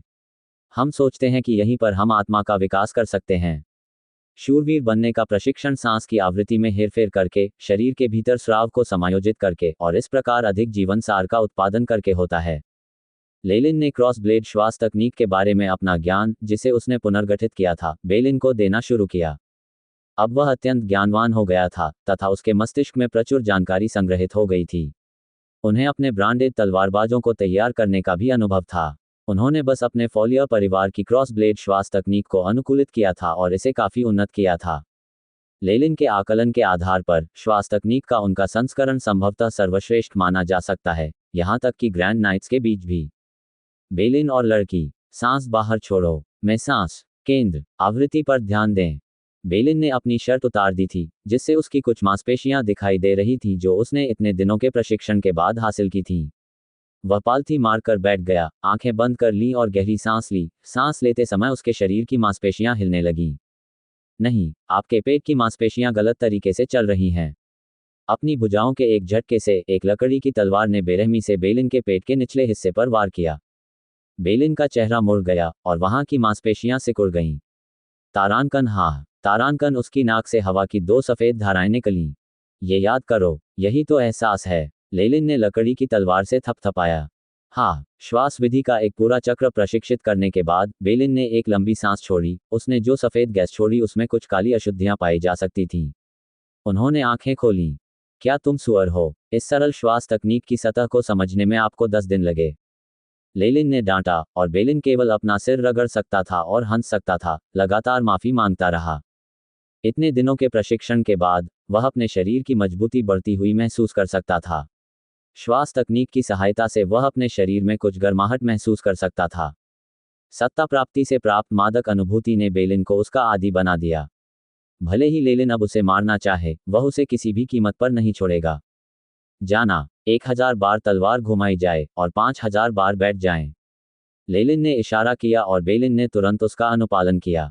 मैंने कभी नहीं सोचा था कि जिस व्यक्ति को मैंने पढ़ाने का फैसला किया है, उसमें वास्तव में कोई प्रतिभा होगी। लेलिन के होठों के कोने मुस्कुराहट में बदल गए जब उसने बेलिन को छोटे से मैदान में पसीना बहाते देखा। बेलिन स्पष्टतः शूरवीर के मार्ग के लिए उपयुक्त था। यदि लेलिन ने एआई चिप का उपयोग नहीं किया होता, तो बेलिन 10 दिनों में बेहतर क्रॉस ब्लेड श्वास तकनीक की सतह को खरोंचने और जीवन के सार को समझने में भी सक्षम नहीं हो पाता। हालांकि उन्होंने ये कर दिखाया। हालांकि मुझमें कभी भी नाइट बनने की प्रतिभा नहीं थी। इसकी तुलना में इस गति का अर्थ संभवतः ये होगा कि बेलिन एक अभूतपूर्व प्रतिभा है। मुझे आश्चर्य है कि उसकी आध्यात्मिक योग्यता कैसी है। सामान्य लोगों की आध्यात्मिक योग्यता बहुत स्पष्ट नहीं थी। जब तक उसके पास विशिष्ट मंत्र या पूरक उपकरण न हो, तब तक लेलिन भी यह नहीं बता सकता था कि किसी में जादू की प्रतिभा है। ऐसा लगता है कि मुझे कुछ समय तक यहीं रहना होगा। लेलिन की अभिव्यक्ति काली पड़ गई। यद्यपि उसने अन्य मैगी की तलाश करने की योजना बनाई थी, लेकिन उसके वॉलॉक रक्त के कारण उसकी भावनाओं के अचानक विस्फोट ने उसके कार्यक्रम में देरी कर दी थी। लेलिन अपने दिल की भावनाओं को धीरे धीरे बाहर निकालने के लिए केवल कुछ सामान्य तरीकों का उपयोग कर सकता था। इसके अलावा वह अपने लक्षणों को दबाने के लिए शांति की औषधि से अधिक उच्च श्रेणी की कुछ ही औषधियां बना सकता था। ट्वाइलाइट जोन में पहुंचने के बाद उनकी योजनाएं उच्च स्तरीय ध्यान तकनीकों को प्राप्त करने से संबंधित होंगी। जब तक वह इस अत्यंत भावनात्मक स्थिति में था, तब तक वह स्वयं को इधर उधर भटकने नहीं देता था। यदि उसने ऐसा किया होता तो 80% संभावना थी कि चीजें वैसी ही हो जाती जैसी तब हुई थी जब वह ज्ञान वृक्ष का सार लूट रहा था और उसने कई लोगों का क्रोध भड़का दिया था, जिन्होंने फिर उसका पीछा किया था। अनजाने में ही 6 महीने बीत गए। चूंकि पूरी प्रक्रिया बहुत सहज थी, इसलिए अनजाने में ही बेलिन ने अपने शरीर में जीवन ऊर्जा को सक्रिय कर लिया और एक वास्तविक शूरवीर बन गया। इस दुखी व्यक्ति ने देखा कि वह लेलिन की एक भी हरकत का सामना करने में असमर्थ है और उसने सोचा कि वह अभी भी एक सामान्य इंसान है। इसलिए उन्होंने नाइट बनने के अपने लक्ष्य की ओर कड़ी मेहनत की। नाइट बनने का एक प्रभाव यह था कि वह लेलिन के एक वार को झेलने में सक्षम हो गया, उसके बाद वह गिर पड़ा। जहां तक लॉन्ग बॉटम की बात है, लेलिन ने उसे अब और नहीं देखा। ऐसा कहा जाता है कि वह बच्चा, जो अपनी असफलता को स्वीकार करने को तैयार नहीं था, एक शहर में व्यापार करने जा रहे व्यापारियों के समूह का पीछा कर रहा था और उसे उम्मीद थी कि उसे किस्मत मिल जाएगी। ये दुख की बात थी कि लेलिन ने बहुत से युवाओं को अपने सपनों को ध्यान में रखते हुए बाहर संघर्ष करते देखा था। 100 में से 90 लोग अकारण मर जाएंगे और शेष में से अधिकांश भिखारी, विकलांग, चोर या अपराधी बन जाएंगे। केवल 1% ही सफल होंगे। लेलिन ने कुछ देर तक बेलिन की इस बारे में बात सुनी थी और इस मामले को अपने दिमाग से निकाल दिया था। हाँ, बेलिन ने अपने हाथ में बड़ी स्टील की तलवार लहराई, जिसकी धार ठंडी, तीखी रोशनी से चमक रही थी, और दहाड़ते हुए वह लेलिन की ओर बढ़ा। मारना। उसने अपनी बड़ी तलवार से वार किया, जिसके परिणामस्वरूप भयंकर तूफान आया। दूसरी ओर लेलिन एक लकड़ी की तलवार पकड़े हुए था और उसने अपना सिर हिलाया, बहुत ज्यादा हरकतें। एक हल्के से झटके के साथ लकड़ी की तलवार प्रकाश की धातु की किरणों में प्रवेश कर गई। लकड़ी की तलवार से एक सौम्य धीमे हमले ने बेलिन की स्टील की तलवार को दूर धकेल दिया और लकड़ी की तलवार बेलिन की बगल में घुस गई। उफ! बेलिन कराह उठी और गिर पड़ी। निराशाजनक, बहुत निराशाजनक। लेलिन ने उसे बेरहमी से मारा। शोध के बाद अपने खाली समय में वह इस लड़के को चिढ़ाता था। यह उनके खाली समय में मिलने वाले अनेक आनंदों में से एक था। महाराज, क्या आप मुझे थोड़ा सा जीतने नहीं देंगे? बेलन ने झल्लाते हुए जमीन पर बैठते हुए शिकायत की, मैं हमेशा एक ही वार में हार जाता हूँ। हे भगवान, मुझे ऐसा लगता है कि मुझ में कोई सुधार नहीं हुआ है। बकवास बंद करो, प्रशिक्षण जारी रखें। एक चाल का सामना न कर पाने की सजा के तौर पर तुम्हें 1000 और पुशअप करने होंगे। लेलिन ने अपनी हंसी रोकने की पूरी कोशिश की और उसने एक पोकर चेहरा दिखाया। वास्तव में बेलिन की हालत में बहुत तेजी से सुधार हो रहा था। वह ग्रैंड नाइट बनने की कगार पर था। एक और इसका संबंध लेलिन द्वारा बताई गई श्वास विधि की प्रभावशीलता से था। दूसरी ओर बेलिन की प्रतिभा और परिश्रम को नजरअंदाज नहीं किया जा सकता था। लेलिन डेक कुर्सी पर लेटा हुआ बेलिन को पसीना बहाते हुए देख रहा था, लेकिन उसका सारा ध्यान एआई चिप पर था। बीप! वास्तविक समय की निगरानी के आधार पर मेजबान शरीर में एड्रेनालाइन का स्राव निम्न स्तर पर है तथा मानसिक स्थिति स्थिर हो रही है।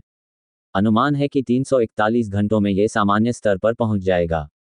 एआई चिप द्वारा विश्लेषण किए गए आरेखों और वक्र के माध्यम से लेलिन को यह जानकर बहुत खुशी हुई कि उसके सभी प्रयासों के बाद उसकी भावनाएं स्थिर हो रही थीं। इस गति के आधार पर मैं 10 या इतने दिनों में अपनी भावनाओं के विस्फोट को पूरी तरह से दबाने में सक्षम हो जाऊंगा। लेलिन मुस्कुराया। मालिक, क्या बॉस यहाँ है? इसी समय एक युवक की आवाज सुनाई दी, हम कुछ खरीदना चाहते हैं। क्या ब्लेजिंग हैमर्स का बॉस आसपास है? यह आवाज सुनकर बेलिन ने अपना प्रशिक्षण रोक दिया। हे भगवान, क्या सचमुच कोई बॉस की दुकान पर आ रहा है?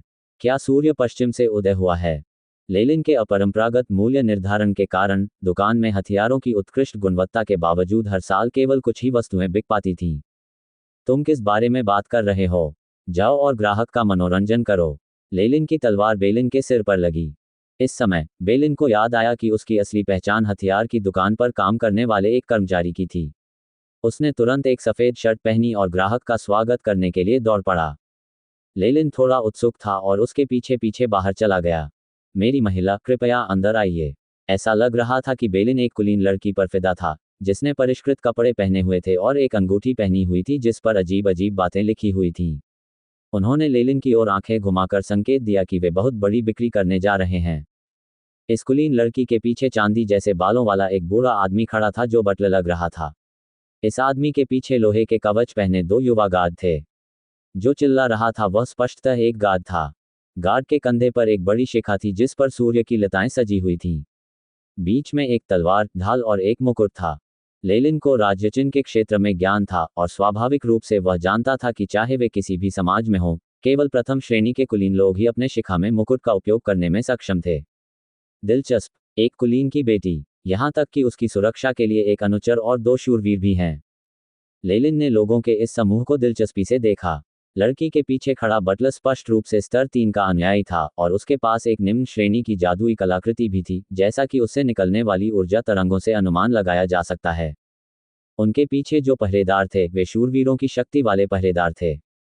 यहाँ तक कि यह लड़की स्वयं भी ऊर्जा कणों से तरंगें उत्पन्न करती थी और इसमें रैंक एक अनुचर की शक्ति थी। उसकी उंगलियों में सभी प्रकार की प्रवर्धन प्रकार की अंगूठियां थीं। इस समय चारों मेहमान बेलिन पर आश्चर्यचकित थे, जो उनके साथ इतनी विनम्रता से व्यवहार कर रहा था। हर दुकान में ऐसा नाइट नहीं होता जो मेहमानों की सेवा कर सके। बेलिन, जो अभी भी सब कुछ से बेखबर थी, विनम्रता से लड़की का परिचय करा रही थी। मेरी महिला, यदि आप वुडी वेस्टलैंड जाना चाहती हैं, तो मैं आपको ये स्टील की तलवार सुझाता हूँ। इसकी कारीगरी प्रथम श्रेणी की है और हजारों लोगों को मारने के बाद भी इसमें कोई निशान नहीं पड़ेगा। यदि आप इसे इन तीरों के साथ जोड़ दें, तो यह और भी अधिक उत्तम हो जाएगा। बेलिन की लार हर जगह फैल गई जब उसने एक और कैबिनेट खोला, जिसमें तीरों के नुकीले सिरे थे जो बिल्कुल नए लग रहे थे और फिरोजा रंग की चमक दे रहे थे। यह उत्सुकतापूर्वक किया गया ध्यानपूर्ण प्रदर्शन, जिसे अत्यधिक विनम्र भी माना जा सकता है, लेलिन को अंदर ही अंदर हंसा रहा था।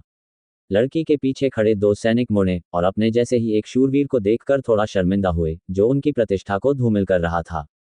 वास्तव में यदि उनके मालिक सामने न होते तो उन्होंने बहुत पहले ही अपनी तलवारें निकाल ली होती और इस व्यक्ति को सबक सिखा दिया होता, जो शूरवीरों की गरिमा के बारे में कुछ भी नहीं जानता था। देखना, कुलीन लड़की ने अपने पीछे खड़े बूढ़े बटलर से बात की। तीसरे स्तर के अनुचर की ताकत वाला बटलर आगे बढ़ा, अपने झुर्रीदार हाथों से स्टील की तलवार को छुआ और फिर तीर के सिरे को छुआ। उसके चेहरे पर आश्चर्य स्पष्ट था, गुणवत्ता खराब नहीं है। इसकी तुलना महान गुरु योदा के कार्यों से भी की जा सकती है। ओह, इस लड़की के चेहरे पर आश्चर्य स्पष्ट था। ये पहली बार था जब उसने अपने बटलर को किसी वस्तु की प्रशंसा करते हुए देखा था, और उससे भी अधिक उसकी तुलना महान मास्टर योदा से करते हुए। वह एक मास्टर था जिसने हथियार बनाने से पूर्वी राजधानी में ख्याति अर्जित की थी और जनता के बीच बेहद लोकप्रिय था। यहाँ हथियार किसने बनाए? उसने बेलिन की ओर देखते हुए पूछा। आखिरकार, उसकी उभरी हुई मांसपेशियां बहुत ही आकर्षक थीं। लेलिन, जिसने अपनी शक्ति को बहुत अच्छी तरह से छुपाया था, स्वाभाविक रूप से नजरअंदाज कर दिया गया। ओह, वो बेलिन अपने बॉस के बारे में शेखी बघारने ही वाला था, लेकिन लेलिन की चेतावनी भरी नजर देखकर उसने खुद को सुधारा। ये तो जाहिर तौर पर एक रहस्य है। बचाव, क्या ऐसा है? लड़की ने अपनी भौहें ऊपर उठाईं, और यहाँ तक कि बेलिन भी उससे नजरें नहीं मिला पा रही थी। कृपया ये संदेश उस महान गुरु तक पहुंचा दीजिए। मैं उनसे मिलना चाहूंगा और हमारा आर्गस परिवार उनका हमारे दरवाजे पर स्वागत करता है। वह अलग थलग भाव से बोली। उसके पीछे खड़े गार्ड ने तुरंत एक मूर्ति निकाली जो उसके कंधे पर लगी शिखा के समान थी और उसे बेलिन को दे दिया। यह और वे तीर, हम उन सभी को चाहते हैं। लड़की ने डिस्प्ले कैबिनेट की ओर इशारा किया। ठीक है। बेलिन इतना उत्साहित था कि उसका चेहरा लाल हो गया। उसके पास अपने हाथ में रखे शिखा का विश्लेषण करने का भी समय नहीं था, और उसने तुरंत तलवारें और अन्य हथियार समेट लिए तथा उन्हें उसके पीछे खड़े पहरेदारों को दे दिया। कुल 1050 स्वर्ण है। आपके संरक्षण के लिए धन्यवाद। बेलिन ने लड़की की ओर सिर हिलाया, और बटलर ने सोने के सिक्कों से भरा एक छोटा थैला और एक बैंगनी सोने का कार्ड उसकी ओर बढ़ा दिया। बेलिन बेवकूफ बनने की कगार पर था क्योंकि बैग पकड़ते समय उसका हाथ कांप रहा था। लड़की ने उसकी हरकतें देखीं और युवा रईस की आंखों में शरारत की चमक दिखाई दी। मैं वुडी वेस्टलैंड्स जाना चाहता हूँ। क्या आप मेरे मार्गदर्शक बन सकते हैं? मैं प्रतिदिन 10 गोल्ड का भुगतान करूंगा। 10 स्वर्ण। बेलिन की सांसें उखड़ने लगीं। लेलिन की दुकान में काम करते समय वेतन 3 गोल्ड प्रति माह था। ये पहले से ही एक ऐसा वेतन ग्रेड था जिसने पॉटर टाउन के निवासियों को अतुलनीय रूप से ईर्ष्यालु बना दिया था। एक दिन में 10 स्वर्ण, ये कुछ ऐसा था जिसके बारे में बेलिन ने कभी सपने में भी नहीं सोचा था। लेकिन बेलिन ने लेलिन की ओर देखा और दांत पीसते हुए सुझाव को अस्वीकार कर दिया। माफी चाहता हूं, मेरी महिला। मुझे हर दिन यहां काम करना होगा। यद्यपि बेलिन शीघ्र धन कमाना चाहता था, फिर भी वह वर्तमान और भविष्य के बीच अंतर करने में सक्षम था। लेलिन वर्तमान में उसे शूरवीर बनने के लिए प्रशिक्षण देना सिखा रहा था। ये केवल ट्वाइलाइट जोन के विशिष्ट कुलीन परिवारों में ही उपलब्ध था, और उसे इसे पाने का दूसरा मौका नहीं मिलता, भले ही उसके पास 1000 से अधिक सोना हो। यदि वह इसे थोड़े से स्वर्ण के लिए छोड़ देता, तो इसका अर्थ होता कि वह एक शूरवीर के रूप में अपना भविष्य छोड़ देता। बेलिन को लगा कि उसे अपने इस निर्णय पर पूरी तरह से पछतावा होगा। दिलचस्प। मैंने कभी नहीं सोचा था कि इस यात्रा में मुझे इतनी दिलचस्प दुकान मिलेगी। लड़की हंसने लगी जैसे कोई हंस रहा हो। मेरा नाम जेनी है और मैं शहर की सबसे बड़ी सराय में रहती हूँ। अगर आपका मन बदल जाए तो आप किसी भी समय मुझसे मिलने आ सकते हैं। लड़की और उसके साथियों के चले जाने के बाद बेलिन ने ध्यानपूर्वक सोने और बैंगनी सोने के कार्ड को मेज पर रख दिया। बैंगनी सुनहरे कार्ड का मूल्य 1000 स्वर्ण है। मैंने ऐसा पहली बार देखा है, और इसके अलावा यहाँ बहुत सारे सोने के सिक्के भी हैं। मेरे नाथ, हम अमीर हो गए हैं। बेलिन की आंखें छोटे छोटे सितारों से भरी थीं। हाँ। लेलिन ने सिर हिलाया और बैंगनी सुनहरे कार्ड को अपने पास रख लिया।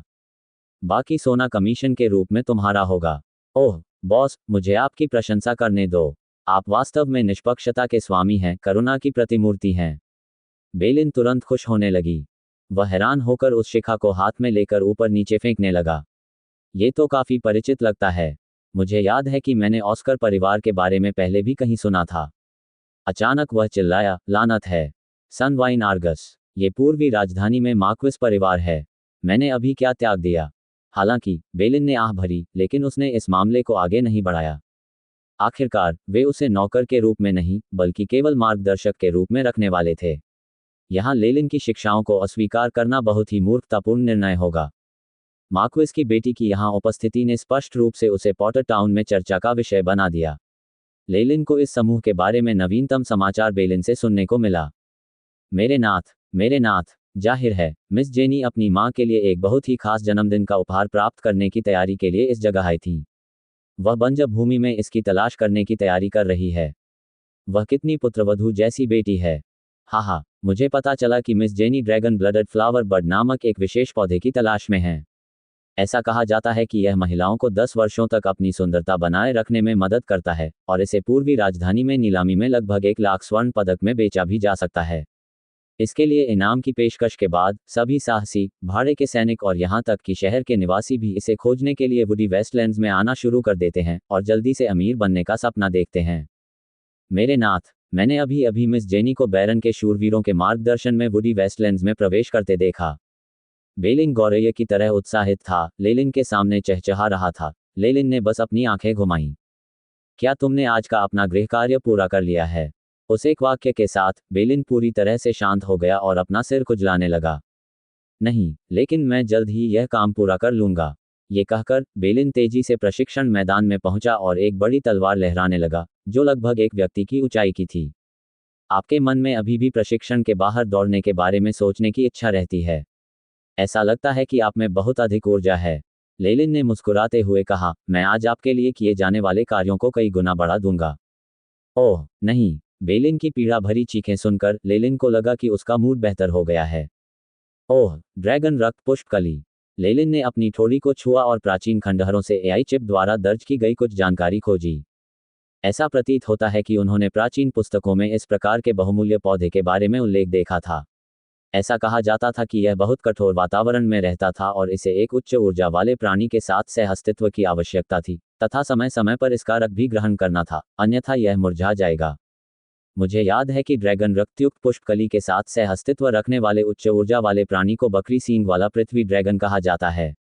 ऐसा कहा जाता है कि यह एक प्राचीन ड्रैगन और कुछ दानव का मिश्रण है, हालांकि मुझे नहीं पता कि यह जानकारी कितनी सच है।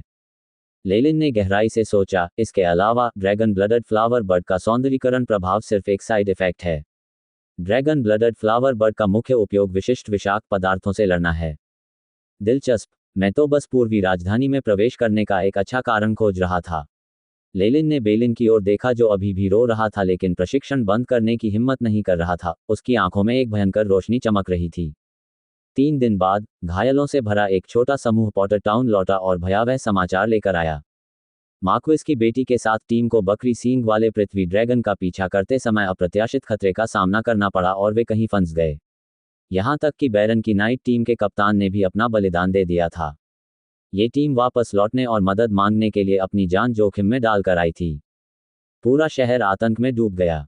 मार्क्विस के क्रोध को पॉटर टाउन सहन नहीं कर सकता था और जिद्दी बेटी से सबसे ज्यादा डर उस क्षेत्र के मालिक बैरन जोसेफ को था।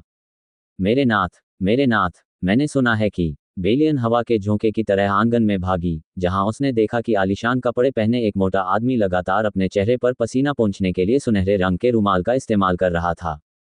वह तुरंत ही एक बत्तख की तरह गर्दन से पकड़ा गया, उसके शब्द गले में अटक गए और वह झुका। नमस्ते सर। यह मोटा आदमी स्पष्टतः बैरन जोसेफ था, जो पॉटर टाउन का प्रभारी था। यहां तक कि बेलिन को उसकी वर्तमान नौकरी से भी इसी व्यक्ति ने परिचित कराया था। बेलिन के लिए भूमि और विरासत वाला व्यक्ति एक अद्भुत व्यक्ति कहा जा सकता है और परिणामस्वरूप वह इतना हैरान हुआ कि उसने जल्दी से अपना सिर उसकी छाती पर टिकाकर बैरन का अभिवादन किया। तो ये बेलिन है, अपना काम अच्छी तरह करो। बैरन जोसेफ को उनसे बातचीत करने में कोई दिलचस्पी नहीं दिखी और इसके बजाय उन्होंने मुस्कुराहट के साथ लेलिन की ओर झुककर कहा, ठीक है, तो मैं इसे आप पर छोड़ता हूं, महान मास्टर लेलिन। शांत रहने के लिए लेलिन ने मानसिक मंत्रों का उपयोग किया था और साथ ही जोसेफ के दिमाग में एक बहुत शक्तिशाली छवि छोड़ दी थी। इसलिए अब जब वह ऐसी मुसीबत में फंस गया था जिसके बारे में वह कुछ नहीं कर सकता था, तो जोसेफ जितनी जल्दी हो सका लेलिन के पास आया। मेरे नाथ, क्या हुआ? बेलिन ने पूछने से पहले जोसेफ के जाने तक इंतजार किया। उस स्वेच्छाचारी लड़की को बचाने के अलावा और क्या हो सकता है? लेलिन ने उदासीनता से कहा, स्टोर रूम से कवच का एक चमकदार सेट उठाते हुए। ओह ओह ओह महाराज, क्या आप कोई कार्यवाही करने जा रहे हैं? लेलिन के दुकान सहायक और अर्धशिष्य के रूप में बेलिन लेलिन के अतीत और उसकी शक्ति के बारे में बहुत उत्सुक था, बेहद उत्साहित था। मुझे ले आओ मेरे महाराज। मुझे यकीन है कि वुडी वेस्टलैंड्स में आपको नौकर की कमी महसूस होगी, है ना? मेरे लिए लाओ, तुम्हें मुझे लाना होगा। तारांकन धमाका। तारांकन नाइट के कवच का एक बड़ा सेट बेलिन पर फेंका गया। पहन कर देखो। ओह ठीक है। कवच पहनना शूरवीर बनने के प्रशिक्षण का हिस्सा था। बेलिन ने बहुत प्रशिक्षण लिया था, लेकिन ये पहली बार था जब उसने आधिकारिक तौर पर कवच पहना था। वह इतना उत्साहित था कि उसका चेहरा थोड़ा लाल हो गया। ये चमकदार कवच अप्रत्याशित रूप से उस पर बहुत अच्छा फिट हुआ। यहाँ तक कि धातु के किनारों पर कुछ पैटर्न भी थे तथा नीचे चमड़े की परत थी। यह न केवल सुंदर था, बल्कि यह कुछ क्षेत्रों की रक्षा भी कर सकता था। बेलिन को यह बहुत पसंद था। इतने लंबे समय तक प्रशिक्षण के बाद बेलिन की लंबाई भी बढ़ गई थी। उसकी मांसपेशियां बहुत सुंदर थीं और कवच पहनने के बाद वह बहुत बहादुर और साहसी लग रहा था। कैसा है? मैं सुंदर हूं, है न? बेलिन ने आत्ममुग्धता से अपनी छाती थपथपाई और धातु के दो टुकड़े एक दूसरे से टकराए, जिससे तेज आवाज उत्पन्न हुई। अगला, लेलिन ने बेलिन की ओर एक स्टील की तलवार फेंकी और जब उसने तलवार पहनकर सब कुछ अपनी जगह पर रख दिया तो लेलिन ने संतुष्टि में सिर हिलाया। अब मैं आराम कर सकता हूँ। बिल्कुल। होह, आराम करना? किस बारे में? बेलिन हैरान था। युवक, राजकुमारी को बचाने का मिशन तुम्हें सौंपा जाएगा। लेलिन ने अपनी हंसी रोकने की कोशिश की और बेलिन के कंधे को थपथपाते हुए हार्दिक, सार्थक तरीके से बात की। बेलिन दंग रह गया। होह, मुझे, क्या आप चाहते हैं कि मैं वुडी वेस्टलैंड्स में अकेले जाऊं? अंततः बेलिन ने अपनी नाक की ओर इशारा करते हुए प्रतिक्रिया व्यक्त की। महाराज, मैं तो शूरवीर भी नहीं हूं। क्या तुम मुझे मारने की कोशिश कर रहे हो? इसमें कोई मदद नहीं हो सकती। लेलिन ने अपने हाथ फैलाए। दुकान की देखभाल के लिए किसी को पीछे रहना होगा। आप जैसे युवाओं को अधिक ऊर्जावान होने की आवश्यकता है। महाराज, मुझे इस विषय में इतना स्पष्ट कहने के लिए क्षमा करें, लेकिन आप प्रति वर्ष केवल कुछ ही वस्तुएं बेचते हैं। इससे कोई फर्क नहीं पड़ता कि आप दुकान पर नजर रखते हैं या नहीं। इसके अलावा, ऊर्जावान बने रहने और खुद को मौत के मुंह में भेजने में बहुत अंतर है। ड्रैगन रक्त पुष्पकली, चिंता मत करो, आखिरकार तुम मेरे कर्मचारी हो, मैं तुम्हें ऐसे ही मौत के मुंह में नहीं भेजूंगा। लेलिन ने अपनी बाहें हिलाते हुए ऐसी बातें कहीं जो बेलिन को शांत करने में मदद नहीं कर रही थीं। मुझे पहले ही अधिक जानकारी मिल चुकी है। जेनी और बाकी लोग विस्फोटक ज्वलंत भेड़ियों द्वारा एक घाटी में फंस गए थे और अस्थायी रूप से किसी भी खतरे का सामना नहीं करेंगे। मैंने ये भी तुम्हारे लिए तैयार किया है। लेलिन ने बेलिन को औषधीय पाउडर का एक थैला दिया। बेलिन ने उत्सुकता से उसे सूंघा और फिर घुटते हुए जीभ बाहर निकालते हुए कहा, यह क्या है? उत्तेजक औषधीय पाउडर। यह आपके जीवित शरीर की गंध को ढक सकता है और विस्फोटक ज्वलंत भेड़ियों को आपको खोजने से रोक सकता है। लेलिन ने संक्षिप्त स्पष्टीकरण दिया और इससे ही बेलिन के चेहरे पर खुशी छा गई और उसने अपने हाथों में रखे थैले को ऐसे देखा जैसे वह सोने के सिक्कों से भरा हो। इसके बारे में सोचो, यदि आप पाउडर को अपने ऊपर छिड़क लें और घाटी में चले जाएं, तो आप राजकुमारी को आसानी से बचा सकेंगे। प्रतिष्ठा, शक्ति, पैसा और यहाँ तक कि खूबसूरत लड़कियां वे सब आपकी होंगी। लेलिन की आवाज मोहक थी। लेकिन बेलिन ने संघर्ष किया, लेकिन उसका स्वर पहले जैसा दृढ़ नहीं था। कोई किंतु परंतु नहीं। लेलिन गंभीर लग रहा था। यह एक आदेश है। बैरन जोसेफ ने मुझे इसे अधिकृत करने का अधिकार दिया है। जेनी को बचाने के लिए मैं पॉटर टाउन के किसी भी किसान को आदेश दे सकता हूं। लेलिन ने बेलिन की ओर देखा, जाहिर तौर पर बुरे इरादे से। मुझे याद है कि तुम पॉटर टाउन के एक स्वतंत्र निवासी हो, क्या मैं सही हूं? क्या तुम अभी जाना चाहते हो या फिर गुलाम बनकर चले जाना चाहते हो? लेलिन के गाजर और छड़ी दोनों का उपयोग करने के तरीकों के सामने बेलिन केवल विरोध में अपनी बाहें उठा सकता था। ठीक है, मैं जाऊंगा। ये तरीका है। लेलिन ने संतोष में सिर हिलाया। उस दोपहर बेलिन के चेहरे पर ऐसा भाव था जैसे वह मौत की ओर जा रहा हो और शहर के कई निवासियों की निगाहों के सामने वह वुडी वेस्टलैंड्स में प्रवेश कर गया। इस बीच लेलिन डेक कुर्सी पर आराम कर रहा था। उसकी आंखें बंद थीं और वह सूर्य पत्थर से निकलने वाली चमक का आनंद ले रहा था। यहाँ तक कि वहाँ गर्म चाय और कुछ स्नैक्स भी थे। एक आरामदायक दोपहर। मुझे ये पसंद है। लेलिन ने संतुष्ट होकर अपने लिए एक कप काली चाय डाली और उठती भाप को उड़ा दिया। क्या विस्फोटक ज्वलंत भेड़ियों को वुडी बंजर भूमि से बहुत पहले ही पलायन नहीं कर जाना चाहिए था? और वे उनसे टकरा गए। ये दिन प्रतिदिन दिलचस्प होता जा रहा है। बेलिन को भेजकर वह आश्वस्त महसूस कर रहा था। इस तथ्य पर ध्यान न देते हुए कि बेलिन ग्रैंड नाइट बनने से सिर्फ एक कदम दूर था। लेलिन ने उसे जो पाउडर दिया था वह बेलिन के लिए बिना किसी नुकसान के लौटने के लिए पर्याप्त था, साथ ही जेनी और उसके साथियों को भी बचाने के लिए पर्याप्त था। लेकिन ये तो केवल शुरुआत है। लेलिन को यह महसूस हो रहा था कि जेनी के इर्द गिर्द अभिजात वर्ग के बीच सत्ता संघर्ष बहुत कष्टकारी हो गया था। इससे उसके आसपास के सभी लोग अनायास ही इसमें शामिल हो जाते थे। हालांकि परेशानी का ये स्तर कुछ बच्चों के घर खेलने जैसा था। यदि वह ऊब महसूस न कर रहा होता तथा पूर्वी राजधानी में प्रवेश करने के लिए उसे किसी कारण की आवश्यकता न होती तो वह उनके साथ खेलने की भी जहमत नहीं उठाता। स्थिति ठीक वैसी ही थी जैसा लेलिन ने भविष्यवाणी की थी। 2 दिन बाद बेलिन पूरे जोश के साथ आया, उसके चेहरे पर उत्साह साफ झलक रहा था। मेरे स्वामी, मैंने ये किया।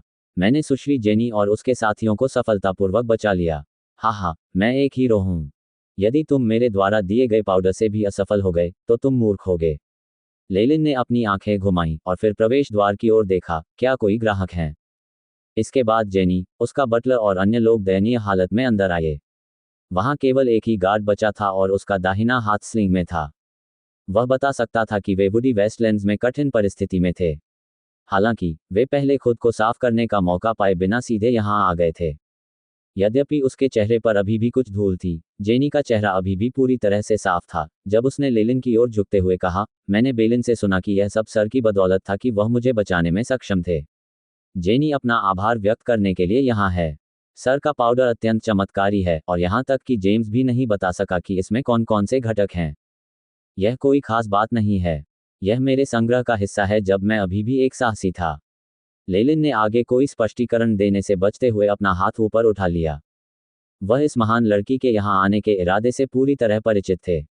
इसका एक भाग तो उसे धन्यवाद देना था, लेकिन उससे भी अधिक महत्वपूर्ण बात यह थी कि वह उसे ड्रैगन रक्तयुक्त पुष्पकली प्राप्त करने के लिए आमंत्रित करने आई थी। ये सोचते हुए लेलिन ने बेलिन पर एक नज़र डाली।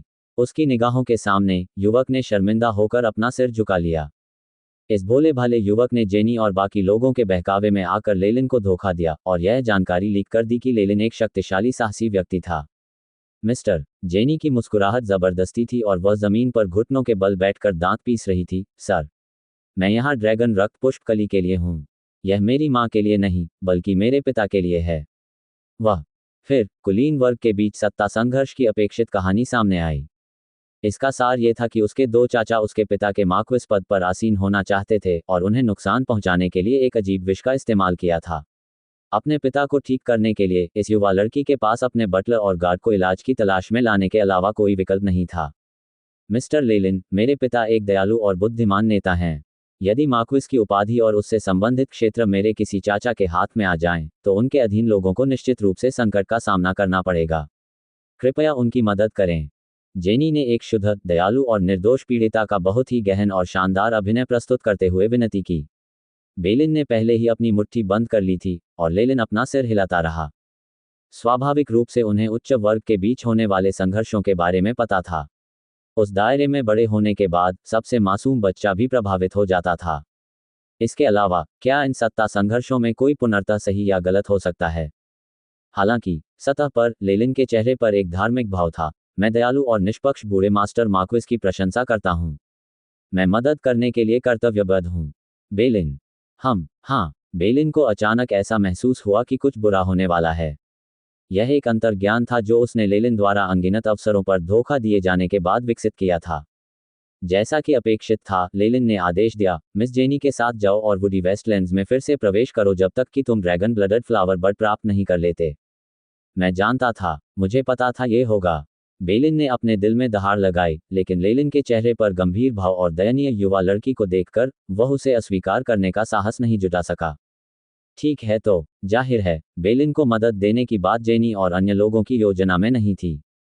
हालांकि लेलिन के विनम्र लेकिन स्पष्ट इनकार को देखने के बाद इस प्रतिभाशाली युवा लड़की को पता था कि लेलिन को खुद अभिनय के लिए राजी करना असंभव था।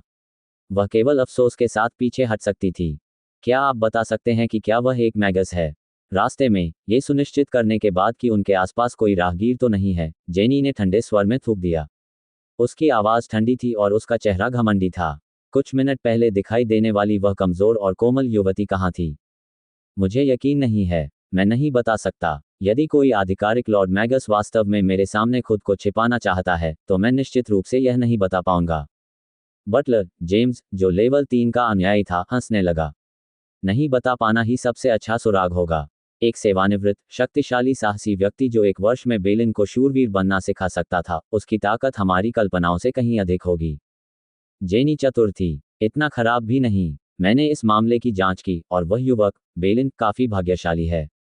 जिस श्वास तकनीक का वह प्रशिक्षण ले रहे हैं, कम से कम वह ग्रैंड नाइट्स द्वारा प्रयोग की जाने वाली तकनीक है। जेम्स ने प्रशंसा से आह भरी। ये सुनकर जेनी के पीछे खड़े गार्ड की आंखें अंधेरी हो गईं। उन्होंने कई वर्षों तक आर्गस परिवार के लिए अपने जीवन को जोखिम में डाला था तथा नाइट की श्वास तकनीक से सम्मानित होने से पहले कई वफादारी परीक्षणों से गुजरे थे। वह केवल खूनी लड़ाई के बाद ही आगे बढ़ने के लिए भाग्यशाली था और इस कहानी को सुनने के बाद उसे बेलिन को मारने की इच्छा हुई। हालांकि उन्होंने जल्दी ही इस बात को अपने दिल की गहराइयों में दबा लिया और इस बारे में आगे सोचने की हिम्मत नहीं जुटा पाए। बेलिन का समर्थन एक ऐसे स्वामी द्वारा किया जा रहा था जो आधिकारिक जादूगर प्रतीत होता था। यहां तक कि आर्गस परिवार भी उसे अपमानित करने का साहस नहीं कर सकता था। यद्यपि आर्गस परिवार एक उच्च प्रतिष्ठा वाला मार्क्विस परिवार था, लेकिन यह सामान्य लोगों के मानकों के अनुसार ही था। मैगी की नज़र में सुप्रसिद्ध सनवाइन परिवार धूल के कण के समान ही महत्वपूर्ण था। यहां तक कि पूरे आर्गस परिवार में केवल एक रैंक एक मैगस था जिसका सभी लोग सम्मान करते थे। इसमें यह चुनने की कोई आवश्यकता नहीं थी कि किसे अधिक महत्वपूर्ण माना जाएगा, एक आधिकारिक जादूगर या एक रक्षक जो सिर्फ एक नाइट था। मेरे नाथ, जेनी और उसके साथियों के चले जाने के बाद बेलिन ने तुरंत आंखों में आंसू लिए लेलिन को देखा, जैसे कोई पिल्ले को छोड़ दिया गया हो। इसे मुझे दे दो, उसने अपने हाथ आगे बढ़ाए। क्या? वह गुप्त औषधि, जो एक शक्तिशाली खजाना है। क्या आप नहीं चाहते कि मैं ड्रैगन रक्तयुक्त पुष्पकली प्राप्त करूं? बेलिन ने सोचा कि यह सही ही है कि उसे यह प्राप्त हुआ। तारांकन धमाका। तारांकन लेलिन की लकड़ी की तलवार से उसके सिर पर जोरदार प्रहार हुआ, जिससे वह दर्द से कराह उठा। बेलिन। लेलिन खड़ा हो गया, उसका स्वर गंभीर था। इस अनुभव के बाद आपको पता चल जाना चाहिए कि आपकी ताकत कहाँ है ना? बिल्कुल, मेरे स्वामी के मार्गदर्शन के लिए धन्यवाद, मैं अब एक नाइट हूँ। अब जब वे व्यापार के बारे में बात कर रहे थे, तो बेलिन की अभिव्यक्ति गंभीर हो गई। हालांकि वह लेलिन के पाउडर की मदद से विस्फोटक ज्वलंत भेड़ियों के झुंड से बच निकला था, लेकिन वुडी वेस्टलैंड्स में भेड़ियों के अलावा और भी खतरे थे। जब उसने एक बड़े सारस को एक ही वार में 2 हिस्सों में विभाजित कर दिया, तब बेलिन को एहसास हुआ कि लेलिन ने उसके साथ धोखा किया है। वह बहुत पहले ही नाइट बनने के लिए आगे बढ़ चुका था। इसके अलावा जेनी और बाकी लोगों के साथ बातचीत के माध्यम से उसे पता चला कि लेलिन ने उसे बहुत कीमती चीजें सिखाई थीं। इसलिए, हालांकि बेलिन आदतन तुच्छ प्रतीत होता था, वह लेलिन का अधिक से अधिक सम्मान करता था। नाइट बनना तो बस शुरुआत है, यह अंत नहीं है। लेलिन ने अपने हाथ पीछे कर लिए और ऐसा दिखावा किया जैसे वह एक शक्तिशाली व्यक्ति हो। बकरी सींग वाला पृथ्वी ड्रैगन। आपका लक्ष्य ग्रैंड नाइट बनना है। दूर के तारे ही आपका लक्ष्य हैं। लेलिन की आवाज भावना से भरी हुई थी, जिससे बेलिन का खून गर्म हो गया। यद्यपि आपके शूरवीर प्रशिक्षण की विधि मुझसे आई है और इसे महान शूरवीरों के मानकों के अनुसार भी सर्वश्रेष्ठ कहा जाता है, फिर भी आपके पास कुछ महत्वपूर्ण चीज की कमी है जो शक्तिशाली लोगों में होती है। मजबूत। कुछ महत्वपूर्ण बात है। बेलिन के चेहरे पर असमंजस झलक रहा था। बिल्कुल, ये वास्तविक खूनी लड़ाई और आत्मविश्वास है। जिन शूरवीरों के पास आपके प्रशिक्षण के तरीके नहीं थे, उन्होंने लगातार खूनी लड़ाइयों के माध्यम से अपने बेजोड़ आत्मविश्वास को विकसित किया, अपनी जीवन ऊर्जा को सुचारू रूप से उत्तेजित किया और शूरवीर बन गए। आप में इस प्रक्रिया का अभाव है।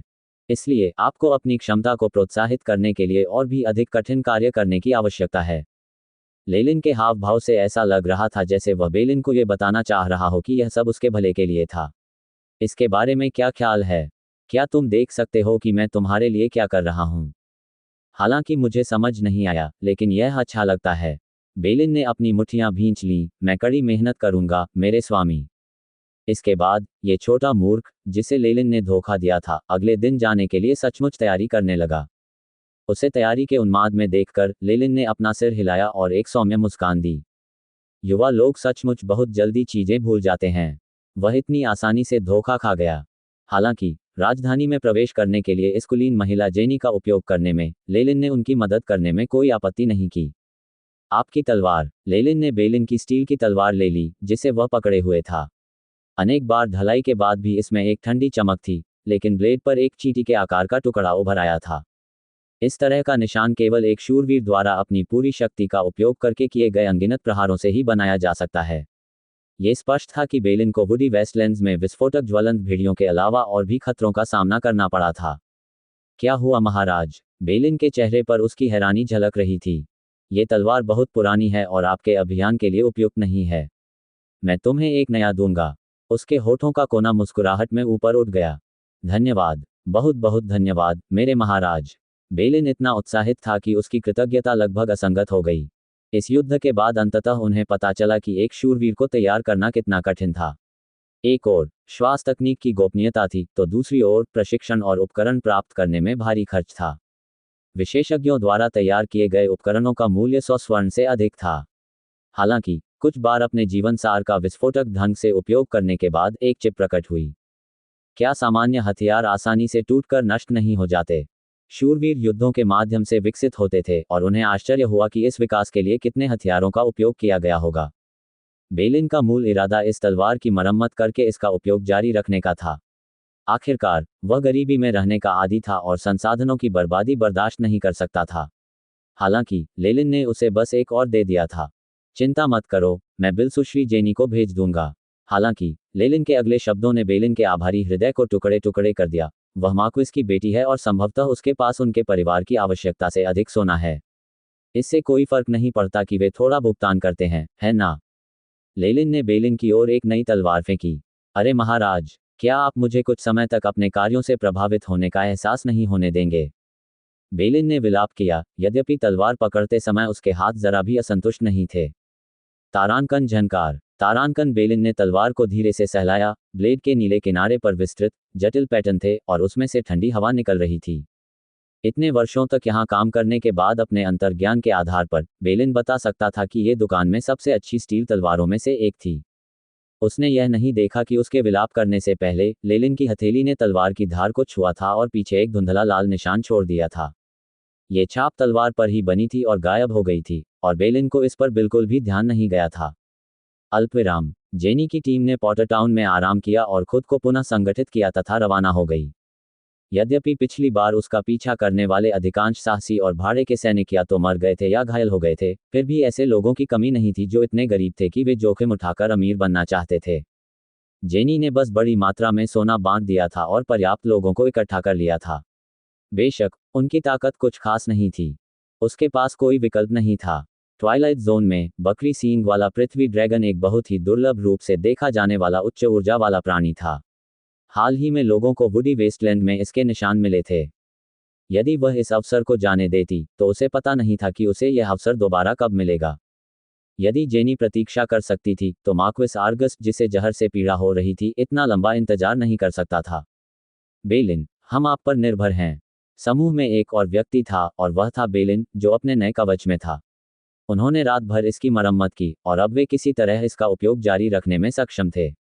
उसकी पीठ पर वह तलवार थी जिससे लेलिन ने छेड़छाड़ की थी, जिससे वह बहुत बहादुर और दुर्जय आभा वाला लग रहा था, और यहाँ तक कि शहर की कुछ लड़कियां भी उसे प्यार भरी निगाहों से देखती थीं।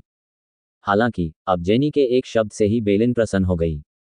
अपने आसपास के साहसी लोगों के सम्मान तथा कुलीन लड़की की उत्कट विनती को महसूस करते हुए बेलिन को ऐसा महसूस हुआ जैसे उसने कई बोतल शराब पी ली हो तथा उसे चक्कर आने लगा था। मैंने कभी नहीं सोचा था कि मैं, बेलिन, इतने प्रभावशाली क्षण का अनुभव कर पाऊंगी। बेलिन ने जेनी की ओर देखते हुए सिर हिलाया, उसकी निगाहों में प्रशंसा स्पष्ट थी। चिंता मत करो, मैं निश्चित रूप से ड्रैगन रक्तयुक्त पुष्पकली प्राप्त करूंगा। आह, वह दयनीय आदमी। बेलिन को अपनी युवा प्रेमिका के प्रति इतना पागल देखकर जेम्स, जो एक ओर खड़ा था, अपनी सांस रोककर आह भरने से खुद को रोक नहीं सका। तो क्या हुआ अगर वह एक ग्रैंड नाइट था? आर्गस परिवार की ताकत के साथ वे आसानी से उनमें से एक दर्जन को बुला सकते थे। जिस व्यक्ति की उन्हें वास्तव में परवाह थी वह सर लेलिन था, जो बेलिन का समर्थन कर रहा था। ट्वाइलाइट जोन में केवल रहस्यमयी भगवान मैगी ही उसकी युवा प्रेमिका के लिए सिर झुकाने के लिए उपयुक्त थे। इसके अलावा हमारी युवा मिस एक अनुचर है। यद्यपि उसका स्तर कम है, लेकिन कोई भी सामान्य व्यक्ति ऐसा नहीं कर सकता। जेम्स ने और भी गहरी सांस ली। मैगस बनने की योग्यता एक बहुत ही रहस्यमय बात थी। हालांकि कई वर्षों के शोध के बाद मैगी ने पाया कि यदि माता पिता में से कोई एक मैगस था, तो इस बात की बहुत अधिक संभावना थी कि उनके वंशजों में योग्यता अधिक होगी। यदि दोनों ही जादूगर हों, तो अनुचर बनने की संभावना 33% तक बढ़ सकती है। इसके अलावा अनुयायियों के इस समूह में उत्कृष्ट प्रतिभा होने की संभावना अधिक थी। इस कारण से, जब तक कि कोई अपवाद न हो, कुलीन परिवारों की किसी भी महिला को जो मैगस बनने की योग्यता रखती थी, अपने परिवार से बाहर विवाह करने की अनुमति नहीं थी। उनका एकमात्र भाग्य यह था कि वे अपने निकट संबंधियों से विवाह करें और एक ऐसा उत्तराधिकारी पैदा करें जो अधिक योग्य हो। आर्गस परिवार को इस बात से खुशी होगी कि उनके परिवार में एक महिला किसान का विवाह हो जो मैगस बनने की योग्यता रखती हो। हालांकि वे इसे बिल्कुल बर्दाश्त नहीं करेंगे अगर उनके परिवार में कोई मैगी बाहर शादी करे, भले ही वे केवल अनुयायी ही क्यों न हों। बेशक न तो बेलिन और न ही जेनी इतनी दूर तक सोच रहे थे। यहाँ तक कि बेलिन भी वुडी वेस्टलैंड में प्रवेश करने के बाद स्वतः ही गंभीर हो गया था तथा ऊर्जा बचाने के लिए अंधाधुंध जल्दबाजी कर रहा था। वह पॉटर टाउन में पले बड़े थे और स्वाभाविक रूप से यहाँ के आतंक से परिचित थे। कई क्षेत्र जो सुरक्षित प्रतीत होते थे, वहाँ कभी भी किसी भी साहसी व्यक्ति की जान जा सकती थी। वह बेलिन था, जो ग्रैंड नाइट बनने वाला था। वह यहाँ कैसे मर सकता है? सामने कुछ है। अचानक सामने वाली टीम ने जयकारे लगाए और बेलिन ने तुरंत खुद को तैयार किया और उनके पास आ गया। हमने ये खोज की है। आओ देखो। जेनी ने शिकार के लिए उपयुक्त वस्त्र पहन लिए थे और अब वह अधिक सक्षम और अनुभवी लग रही थी। वह अब जमीन पर पड़े एक बड़े पदचिह्न की ओर इशारा कर रही थी, मानो उसने कोई खजाना देख लिया हो। बेलिन नीचे झुक गया। उसके सामने लगभग 1 मीटर लंबा पैरों का निशान था। मालिक ने बहुत गहरे पदचिह्न छोड़े थे, जिनमें 4 पंजों के निशान जमीन में गहरे धंसे हुए थे। मध्य पैर के अंगूठे में 5 जोड़ हैं और गंध सही है। ये बात है। यह एक बकरी सींग वाले पृथ्वी ड्रैगन द्वारा छोड़ा गया था। जेम्स ने भी उनसे संपर्क किया था। अपने हाथों में कुछ अजीब वस्तु लेकर इसकी जांच करने के बाद उसने जेनी से पूरे विश्वास के साथ बात की। हमें किसका इंतजार है? उसके चेहरे पर मुस्कान थी। यद्यपि उसका लक्ष्य उसके ठीक सामने था, फिर भी वह अधीरता से आगे नहीं बढ़ी। हम आज शिविर लगाने के लिए जगह ढूंढ लेंगे। सभी स्काउट्स को बाहर निकलकर पदचिह्नों का अनुसरण करना है और आपको बकरी सींग वाले पृथ्वी ड्रैगन की मांद ढूंढनी होगी। जेनी का यहाँ आने का उद्देश्य बकरी सींग वाले पृथ्वी ड्रैगन की ड्रैगन रक्तयुक्त पुष्पकली प्राप्त करना था। यह विशेष पौधा केवल बकरी सींग वाले पृथ्वी ड्रैगन के साथ ही अस्तित्व में था और इसलिए यह आवश्यक था कि वे इसका ठिकाना खोजें। जो कोई भी बकरी सींग वाले पृथ्वी ड्रैगन की मांद का पता लगा लेगा, मैं उसे 100 स्वर्ण मुद्राओं का इनाम दूंगा। ड्रैगन ब्लडड फ्लावर बर्ड को जल्द से जल्द खोजने के लिए जेनी ने बड़े पुरस्कार देने में कोई आपत्ति नहीं की और इसका परिणाम तुरंत जोरदार गर्जना के रूप में सामने आया। कई साहसी लोग जो मूलतः स्काउट नहीं थे, वे भी अपना भाग्य आजमाने के लिए वहां से चले गए। यदि उन्हें ये पुरस्कार मिले और यदि इसे उनकी अपनी बचत के साथ जोड़ दिया जाए, तो वे व्यावहारिक रूप से पहले ही सेवानिवृत्त हो सकते हैं। बेलिन के चेहरे पर ऐसा भाव था जिससे पता चल रहा था कि वह इन साहसी लोगों को जाते हुए नहीं देख सकता था। वह मूर्ख नहीं था, इसके विपरीत वह काफी बुद्धिमान था और जेनी के ऐसा करने के इरादे को जानता था। इन साहसी लोगों में ताकत या किसी विशेष योग्यता का अभाव था। उनका एकमात्र कार्य तोप के चारे और चारे के रूप में कार्य करना था।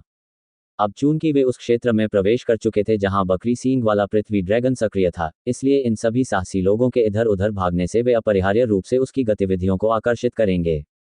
वे ड्रैगन को तब तक ढूंढने में सफल रहेंगे जब तक वे रक्त जमा देने वाली चीखों या खून का पीछा करते रहेंगे। इसमें कुछ नहीं किया जा सकता, बेलिन। जेनी जोर से हंस पड़ी। मैं बाद में उनके परिवारों से इसकी भरपाई करूंगी। जब सूरज डूब गया तो 3 लोग वापस नहीं आए। जेनी बहुत खुश थी क्योंकि वह उस दिशा में भाग रही थी जिस दिशा में वे तीनों गए थे। यहाँ बेलिन ने फर्श पर पड़े एक पत्थर को उठाया। उस पत्थर पर लगे खून के धब्बे और कपड़े के कुछ टुकड़ों को देखकर उसका चेहरा उलझन में पड़ गया।